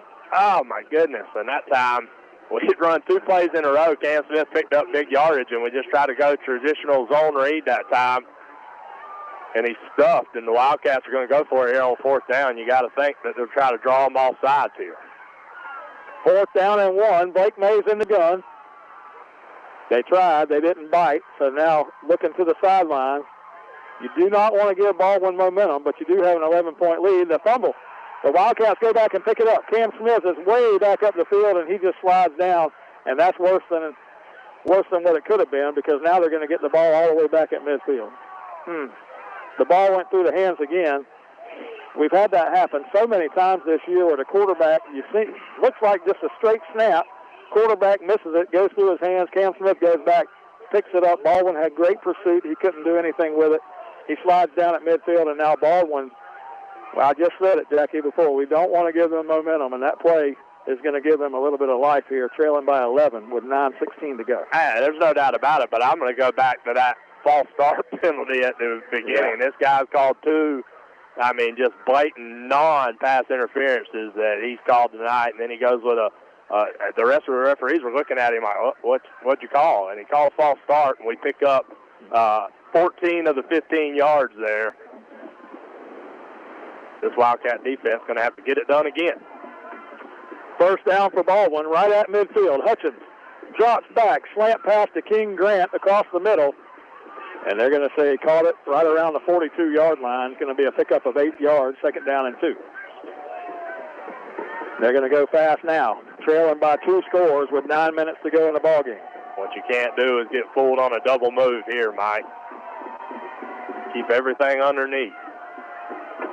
Hutchins in the gun, takes the snap, fires quickly to the right side, catch is made again. King Grant, the same guy, and he makes the Wildcat miss at the 30, and he's going to get it all the way down to the 25-yard line. So 2 plays, they get half the yardage to the goal line. And the Wildcat defender slipped right there. And I'm going to tell you, on one of those touchdowns earlier, there was a Wildcat defender laying on the ground like he had slipped somewhere in coverage. Yeah. And again, a little slip that time, and Baldwin threatening here. First down play from the 28 of the Cats. Wildcats on top, 28-17. 8 minutes and 44 seconds to go in the ballgame. Cat defense digs in. Hutchins, the Baldwin quarterback in the shotgun. Throws one back here. That could be a running play. That looked like a lateral going backwards. They say it's not. They say it's incomplete pass. The ball was on the ground. I thought it might have been backwards for a moment, but it's not. It'll be 2nd down. That's what Coach Mays, he's trying to plead with the official right here. Like, come on, man. Look how far you're standing behind the line of scrimmage. Had to be close. It had to be close. 2nd down 10, 8:40 to go in the football game. Wildcats dig in. We lead by 11. Hutchins, pump fake at the line. Now Hutchins going to try to run it. Got a man to beat in the middle. He's going to get tackled at the 23-yard line. He picks up 5 yards. It's going to be 3rd down and 5. Clearly, Baldwin's in 4-down territory. Or, well, down 11, you're not going to, well, it is a 2-point conversion deal and a field goal, but I think they'd have to go for it here. What about you? For the simple fact, they've done it all night, Mike. They attempted a field goal, I think, inside the 10-yard line earlier, but yeah. Third down. Back in motion. No backs now. Pass caught at the 20. He goes down right there. 2 yards short of the first down. He slipped down and he caught the pass. He was looking to make a move, but he couldn't go anywhere. He fell down, and now it's fourth down. Maybe a yard and a half to go. Oh, what a huge stop this would be for this Wildcat defense, Mike. We're right here on it. 7:45 to go. We're looking right down the line. Don't jump off sides. Fourth down. They need almost 2 yards. 2 receivers left, 2 to the right. Hutchins just runs straight ahead. God. He got drilled at the line of scrimmage, but he picks up the first down. Oh, he picks up the first down, but my goodness, did Orlando Holland make him pay for it. As soon as he came across the line, Orlando Holland put the smack down on Hutchins. First down play coming up from the 15-yard line. Hutchins in the shotgun. 2 receivers go to the left. Now 1 back in motion. Coleman is the back in the backfield. Just 1 lone receiver on the left side now. Coleman here in the backfield with Hutchins. First down play from the 15-yard line.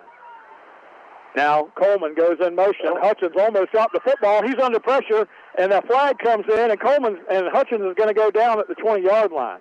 So he gets sacked at the 20. Flag comes in, has to be holding. Got to be holding. There's no other call right there amongst all of that. Yeah, he's asking Coach Mays, are we moving this back? And he says, yes, sir. Holding against the offense.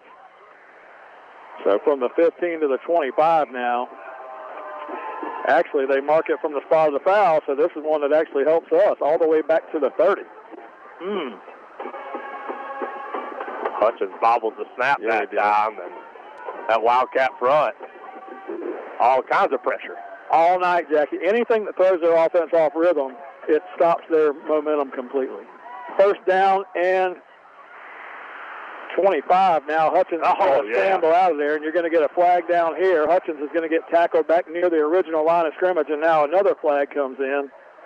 This could be 2 flags again. Yeah, this is 2. This is going to be a blindside block right here on Mekhi Mosley, or against Mekhi Mosley, and then Cale Cruz was there to make the tackle and got pushed in the back on the first flag. These are both flags here going to be against. Yeah. Wildcats pointing back toward Baldwin. This could be a huge momentum stuffer as Baldwin was set up 1st and 10 at the 15-yard line of the Cats. They get a holding call on the sack play on first down, and now on second down, Hutchins had about a 15-yard scramble, but it's going to be wiped out, plus penalty yardage going the other way. Yeah, listen, what are we discussing here? I just told you what the 2 flags were. Now you walk over here to Coach Mays and you say, what do you want to do here, Coach? Which one do you want? Well, I'm going to take the 15-yarder that happened right here at the 35. I say take them both. Can I have them both? Yeah, if we can get both of them. If you're giving out 2 for 1s, we'll take that too, but can't sit here and have a meeting about it. Guy on the far sideline, he's itching to throw a flag on something. I went down to the Smokehouse Meat Market this week, Jackie, a couple days ago. They had some ribeyes, so I had to buy a couple of those. Then they had some pork chops that they had seasoned up, you know. So I bought both of them, and I smoked them both Wednesday night. Same grill, same time. And I just posed that question, you know. I sent it out there to a few people. I said, hey, pork or beef, you know. And the best answer was both. Give me both penalties. Give me both pork and beef. Take them both. Here we go. 6:40. Pass across the middle. The catch is made by King Grant, but only a short gain down to the 25. I went a long way to tell you that I made some good ribeyes. Well, what you did tell me was that you cooked and didn't invite me over for ribeyes and pork chops. Oh, well, it happens Goodness. It happens at least once a week at my house. All you got to do is stop by. Second down. Call it 20 now. 6 minutes to go. We're close to the mid-quarter timeout here. 6 minutes to go. Straight drop by Hutchins. He fires one to the right corner of the end zone, and it's going to be a touchdown. He got it over the hands of the Wildcat defender over there. Was that Dean? He almost was in great position to knock that away, but a beautiful throw by Hutchins to the corner, and Baldwin inexplicably has gotten a touchdown there against the Cats on a beautiful throw and catch, and it's 28-23, extra point coming. Oh, my goodness, Mike. We just talked about you can't get beat over the top right there. Let them catch everything underneath. We had done a good job of corralling those short passes. Going to get a illegal substitution, or no? They call timeout, and this is just bad. This, if I'm Baldwin fans, I'm not happy about this because Baldwin should have known before you get in this situation. They just had to use a timeout, and what they're going to do is they're going to come out and they're going to go out for two. But the kicking team ran on the field, so they have to call timeout to get them off. You know, you want to make this a 3-point game. The thing is, now they burn that timeout. That's two that they burned here in the second half. So you don't want to be down toward the end of this game and not get this 2-point conversion. Right. Just needing a field goal because you're not going to have any timeouts. Understood? Yeah, no, I was with you. I thought the same thing. When the kicking team ran out there and I saw the coach come out to call timeout, I knew exactly what was going on. But you're right. You got to know there 2-2-2 the whole way. Yeah, totally agree. And they might be thinking there's still enough time that they don't have to press for the two this early. But if you were thinking that, you should have just went ahead and kicked it.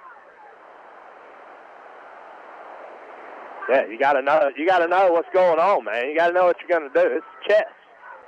You're supposed to know the play call 3 plays ahead. You gotta. Strategic is what we call it. Now they're gonna go for two. Baldwin comes back out. 28-23 ball game at the moment. Baldwin going for two. Hutchins has two receivers on the top side. Now he sends everybody out. No backs. Watch for Hutchins on the bootleg here, Jackie. Hutchins takes the snap, looks to throw it. He's going to try to scramble. He's under pressure. Wildcats chasing him. He throws one to the left side here. It's going to be knocked away and incomplete. Davion Dean on the coverage. You got in front of the receiver, which is all you got to do. He had position, knocks it away, and it's a 5-point lead. Oh, my goodness, what a great play that time. There was Indians slipping and Wildcats slipping, and finally Hutchins just lets it go. And Davion Dean in great position there. Had that been on the other side, I got to think that the line judge would have called pass interference there. We've seen it a couple of times, haven't we? All right, now if you're the Wildcats, you got to maintain your composure. You got 6 minutes left in the ball game. You can't win the game. You know, you can't win the game by not getting a few first downs here, running some of this clock. So the Wildcats just need to get their composure back here, realize you still have the lead, and play like you have the lead here. Try to close this thing out, but it's going to be tough. Yeah, 6 minutes, though. I mean, that's a lot of time left. But no need to panic here. I mean, you've been in complete control of this second half so far. No doubt. No need to panic whatsoever. Get the ball, put it in your playmaker's hands like you've done. The offensive line's done a great job this half, making some holes for Cam Smith. And you just got to keep going here. So,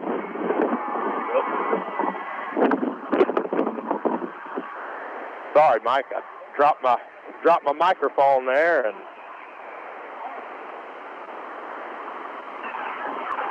they're going to kick it deep here. They kick it deep to Cam Smith. Cam Smith weaving his way through there.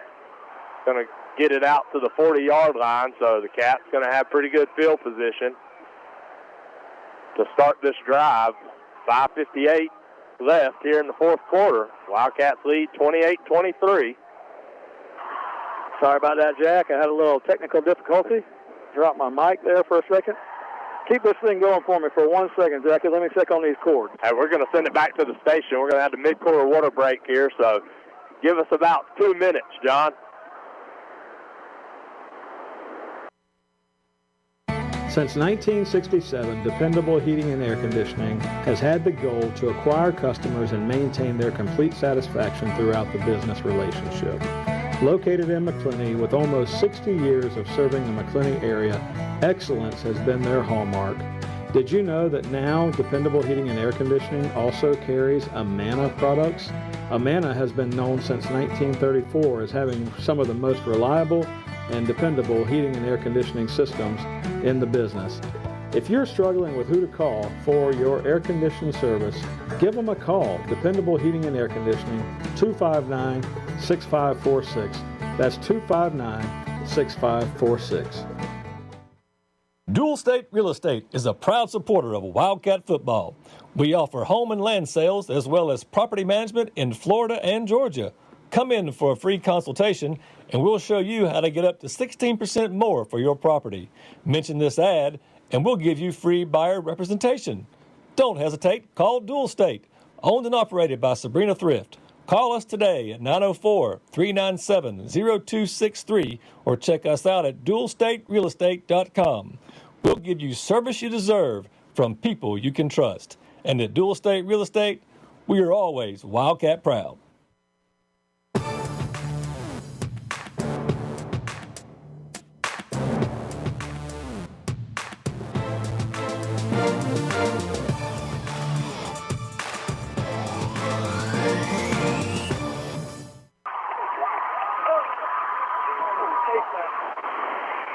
And we welcome you back here to Baldwin, Florida, where Davion Dean has checked in the quarterback here in a little zone read to Cam Smith. And Davion Dean picking his way through there. Gets a face mask at the end of the run, but runs right through it, picks up big yardage there. So Davion Dean with about a 20-yard quarterback run on the zone read, and you're going to tack on 15 to this for the face mask. So Davion Dean checks in at quarterback and does what he does. Little read there to Cam Smith. Davion Dean takes off to the left. And again, untouched at the line of scrimmage. Davion Dean, such a playmaker with the ball in his hands, Mike. So with 5:37 to go, Wildcats are going to go half the distance here on a big play by Davion Dean. And the chains have not moved. They're not sure what's going on. Not sure they're watching the same game we are as they hustle down now. Ball's going to be on the side judge there. He's calling for the change, so looks to be right outside the 10-yard line, so the Wildcats will have an opportunity at another first down here, but it's 1st and 10 from the 11-yard line. Davion Dean in at quarterback, Cam Smith in the backfield. Coach Mays telling them to slow down. Going to let this play clock tick under 10 seconds. Davion Dean gets the play. Cam Smith moves to the left side. Davion calls for the snap, hands off to Cam Smith. And Cam just bottled up in the backfield that time, nothing doing. Baldwin Indians all over that one. We talked about it pregame. You're going to key on 1 and 2. Well, when both of those guys are in the backfield, it's not very hard. These Baldwin Indians just pin their ears back. Tackle Cam Smith for no gain here, but the clock is our friend right now. Going to be 2nd and 10. Davion Dean calls for the ball. Keeps it himself that time. Fakes to Cam Smith. Davion Dean right up the middle. Going to pick up a couple there. Going to be about 3rd and goal here from around the 9-yard line. That time Davion Dean just couldn't find any running room. And we've tried up the middle. Cam Smith had a nice run to start this drive on the outside. Let's see if we can get him out there again and use that speed. Davion Dean calls for the ball. Hands off to Cam Smith, and nothing doing that time. Again, that ball in front. Cam Smith just doesn't pick up anything. And that's disappointing with a couple big plays from Davion Dean there. 4th down here from about the 9-yard line. No gain that time, and Blake Mays is going to come out to try about a 25-yard field goal. Big field goal. I apologize, Jackie. Blake Mays, the ball is set down. The kick is on the way. He might have pushed it to the right. No, it's good. Cats 31, Baldwin 23 with 3:32 to go in the game.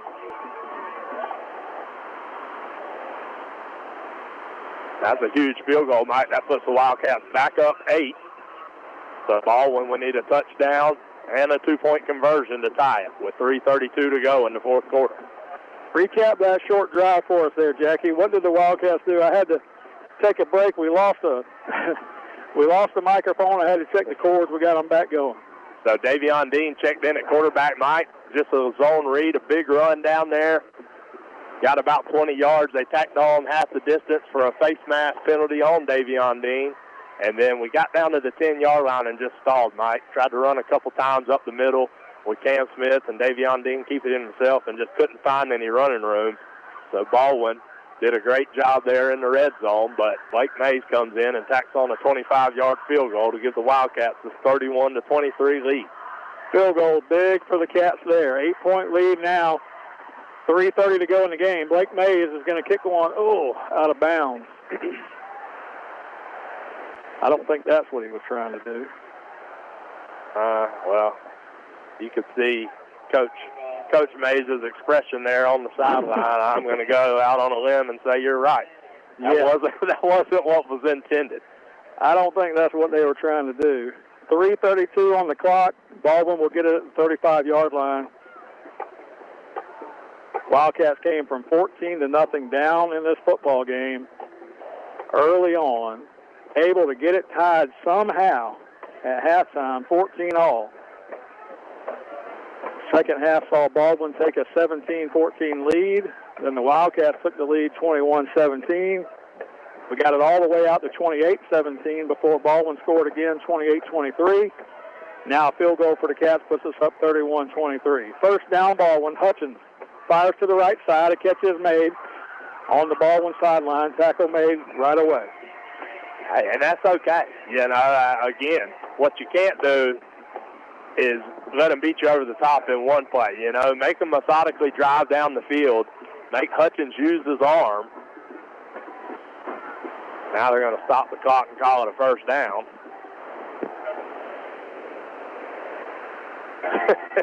As the guy in the booth tells you, the referees gave him a first down. Reconsidered. Yeah. That's not something you hear every day, is it? No, not when it comes to refereeing a football game. First and 10, Baldwin.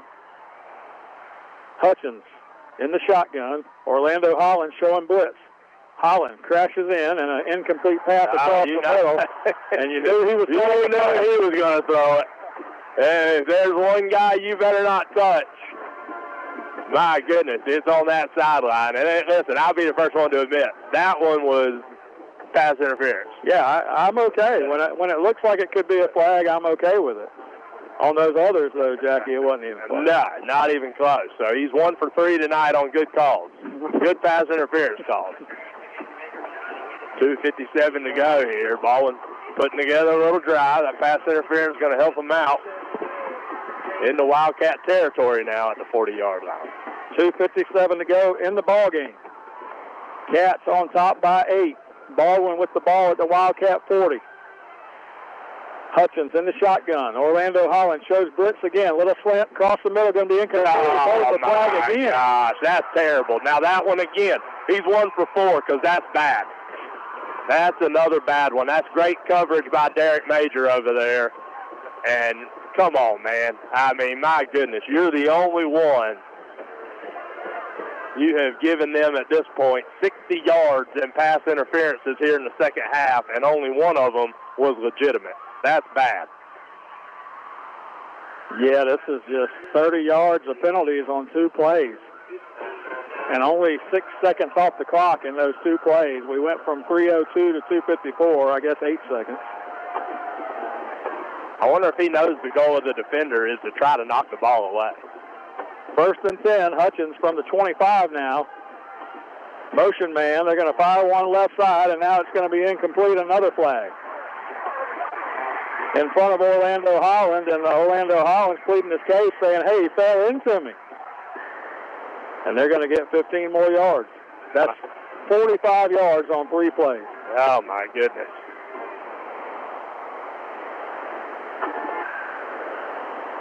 Three plays, 3 straight pass interference against the Cats. And listen, that time, the defender was in great position that time. Looked like Jamori Elliott was in good position. He didn't need to touch him. That time just upends the receiver. But this one only 12 yards because it's half the distance instead of 15-yarder. Same thing, basically. From the 12, first down and 10 now, Baldwin. trying to punch this thing in. Hutchins, straight ahead run, and Hutchins is going to be tackled inside the 10 down to around the 8-yard line. Going to be a 4-yard gain for Baldwin. And now you got to look ahead, Jackie. 2:36 on the clock and counting. The Wildcats haven't used our timeouts here in the second half, so we've got them.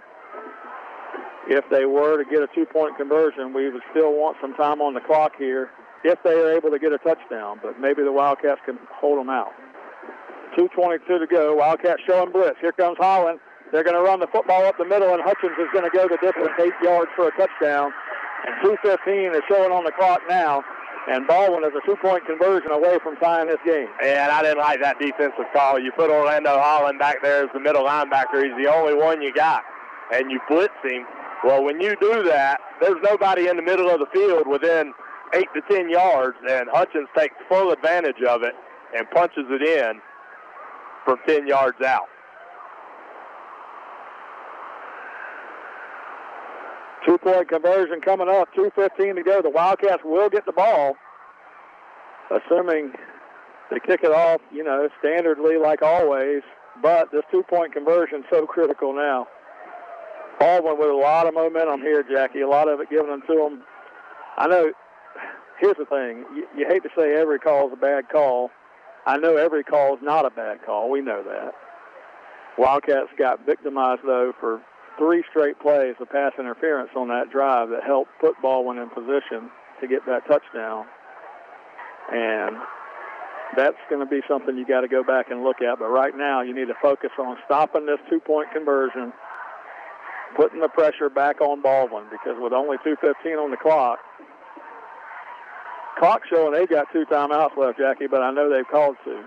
Yeah, as a matter of fact, I thought that was their last one. I'll be honest with you. I know they called one when they went for 2 earlier in the game, or earlier this half. They called one on the 2-point conversion. They called one earlier. And then, so they called one here. That's got to be it. 3, yeah. Should be all their timeouts. So if they're not able to get this 2-point conversion. But I'm going to tell you, man, watch this. They got a single receiver on the top side of the field over there that we've got to get somebody to cover. Now we do. Now we run. We should call a timeout. Got guys, we're scrambling. We're going to have to call timeout. Coach is looking out there. They don't call it. Here we go. Hutchins in the gun. They move. 5 yards is going to be against Baldwin. They move before the play, and you're going to get a false start 5 yards against Baldwin here. We were the ones confused, and they moved. And I'm going to tell you what, the line judge on their side gave the most pathetic false start call, like somebody had just thrown his sucker in the dirt.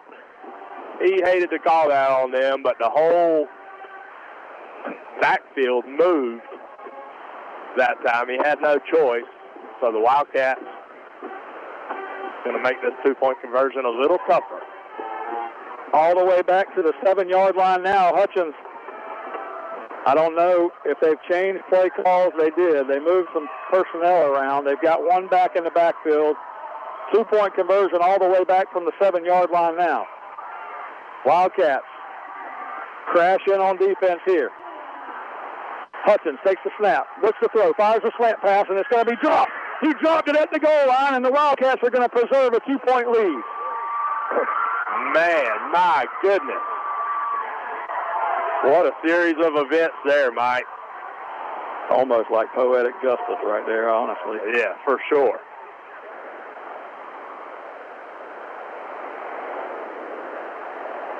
Jackie, 2 minutes and 15 seconds on the clock, and the Wildcats are going to have to be smart here.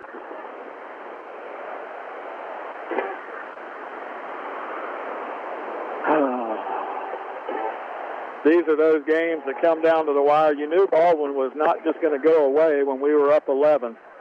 They didn't. They fought back. They might have got a little help here and there, but they did fight back. Now they're down by 2. They don't really have a choice with no timeouts. They're going to have to onside kick this football. And by doing so, the Wildcats are going to send, with the left-footed kicker up there, they're going to send the guys more so to the left side of the formation here. and somebody's got to cover the football here. Just do not let Baldwin get it. They kick it to this side, and the Wildcats are going to cover it. Wildcats cover it. Number 18 for the Cats, a good job there.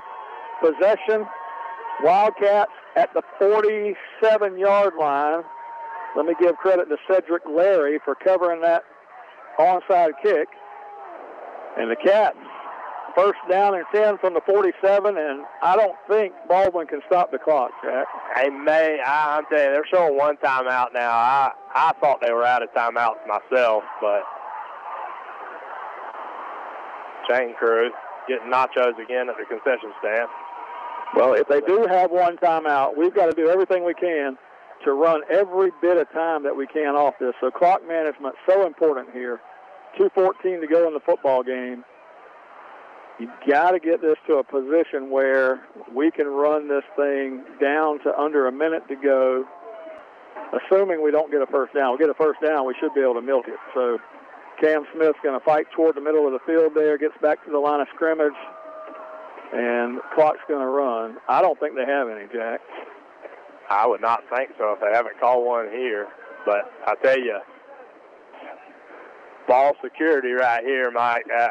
I know we run a lot of that read option stuff. Well, what that does is put the football into the running back's belly, and then it's up to Blake Mays to pull it out. I would go straight handoffs here. There's no read going on whatsoever. You don't want that ball in a late pull come flying out of there. We've seen that a couple times this season, and can't happen here. If I got it timed correctly, the best they could do if we don't get a first down is to get the ball back with about 35 seconds left.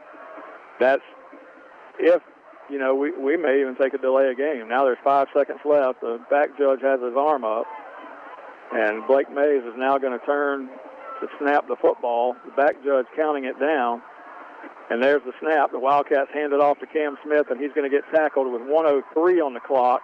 No gain again, so the Wildcats are going to be able to milk this thing down. It might be even better than I was thinking, Jackie, because we might be able to get this inside of 30 seconds to go after this third down play coming up. So we'll be able to run this thing down to, I'm going to say we can run it down to 25 before we've got to snap it here. Does that sound about right? Yeah, that's kind of what I had in mind here. Oh, we're going victory formation. Well, it's under 40 now. So under 40 on the third down play, the Cats can't stop it. Cats are going to win the football game by 2 points here on the road at Baldwin. Great clock management there. I was happy to see they didn't have timeouts. I didn't think they did.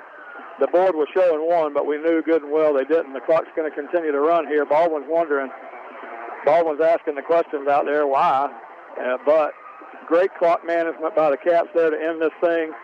And the Cats are going to get out of here with a 2-point win. Jackie, unbelievably, inexplicably, the Cats come away with the win, and we're going to move on to the region final.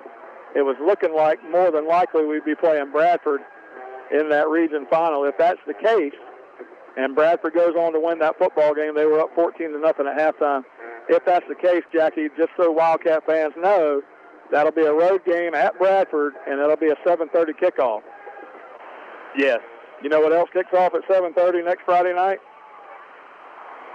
Florida FSU game. We haven't played it on a Friday night in ever. And this year, the powers that be decided that Florida FSU would be a Friday night football game. And guess what, Jack? It'll be on the same time the Wildcats will be playing next week. So somebody's going to have to rig us up a TV in the stands over in Bradford. We'll have to figure that out, but that's not a worry right now. The Wildcats victors will move on to the region final. A chance for another rematch against the team we played earlier this year that never got a game that never got finished. That was that Hurricane game that came through the first week of the season. And Bradford, Coach Jamie Rogers, those guys, they'll be ready to play. I promise you that. And the Wildcats will have a tough one in store, but tough one here tonight, and we got it done. 31-29 on the road, big win against Baldwin. Jackie, your final thoughts here tonight? I mean, it looked very similar to that first matchup of the season, Mike. We came out flat-footed, acted like we didn't want to be here for a little while, let Baldwin push us around, and then finally got a spark. Got Blake Mays on a touchdown keeper there in the second quarter, and that was kind of all she wrote. Then it was like, hey, we can play football. And I'll tell you, this Wildcat team, they can play football. But you cannot start out flat-footed like that. Right. Again, if you match up against a good Bradford team next week or Gainesville East Side, you can't afford to come out and be flat-footed again 2 weeks in a row. You got to come out ready to play football. Now it's a whole new ball game when you head over to Bradford next week. They got the turf over there. Those guys are hungry. You know, they're beating teams pretty solidly right now. You know, you saw that early on, Gainesville East Side, nothing in the first half over there. That defense is very stout. That's a Jamie Rogers staple. He's going to have a good defense on the field. You can guarantee it. And he doesn't care if he scores a field goal to beat you. He wants to play defense and stop you. So that'll be their focus. It'll be exciting on the road next week. But congratulations, Wildcats here, Jackie. Congratulations to Coach Mays and these guys. They got it done tonight. It looked early on like they wouldn't. They pulled it out 31-29, and the Wildcats are moving on to round 3. Yeah, what an exciting game this was, I tell you. Again, just to keep fighting, you know, show some fight. Cam Smith came out in the third quarter, lowered the boom down here on one of those runs on the sideline, and that was all she wrote. Davion Dean carrying the ball a couple times, picking them up and putting them down. And that's the way you got to play. You're going to have to play physical football against that Bradford team or Gainesville East Side. So get your rest tonight, boys. Eat your Wheaties in the morning. We got to get after it. Got to get after it. The Wildcats will get another game in this year. The Wildcats, with the win tonight, moved to 9-3 on the season, and we'll play Bradford next week on the road. Looking forward to that. Coach John Meadows, Coach Kevin Mays told me this week, if you're practicing on Thanksgiving Day, that means you're having a good season. The Wildcats will assuredly be practicing on Thanksgiving Day. So Wildcat fans, have a great weekend. We'll be back in touch. You already know who the opponent is next week. Oh, well, I'm sorry. The game's not over yet, but I'm leaning toward Bradford. That's who likely will be playing next week. So keep an ear out for all that as the week goes on. And happy Thanksgiving to everyone out there. Because it's Thanksgiving week, we may or may not have a coach's show next week. The school's out, so I'll have to just check with Coach on that. We'll let everyone know through Facebook or some other means. But appreciate everyone listening in tonight, and we'll be back on the air next Friday night. If the game is at Bradford, it'll be a 7:30 kickoff. 7:30 kickoff if the game's at Bradford, so we'll be back on the air here next Friday night. Good night, everybody. Go Wildcats.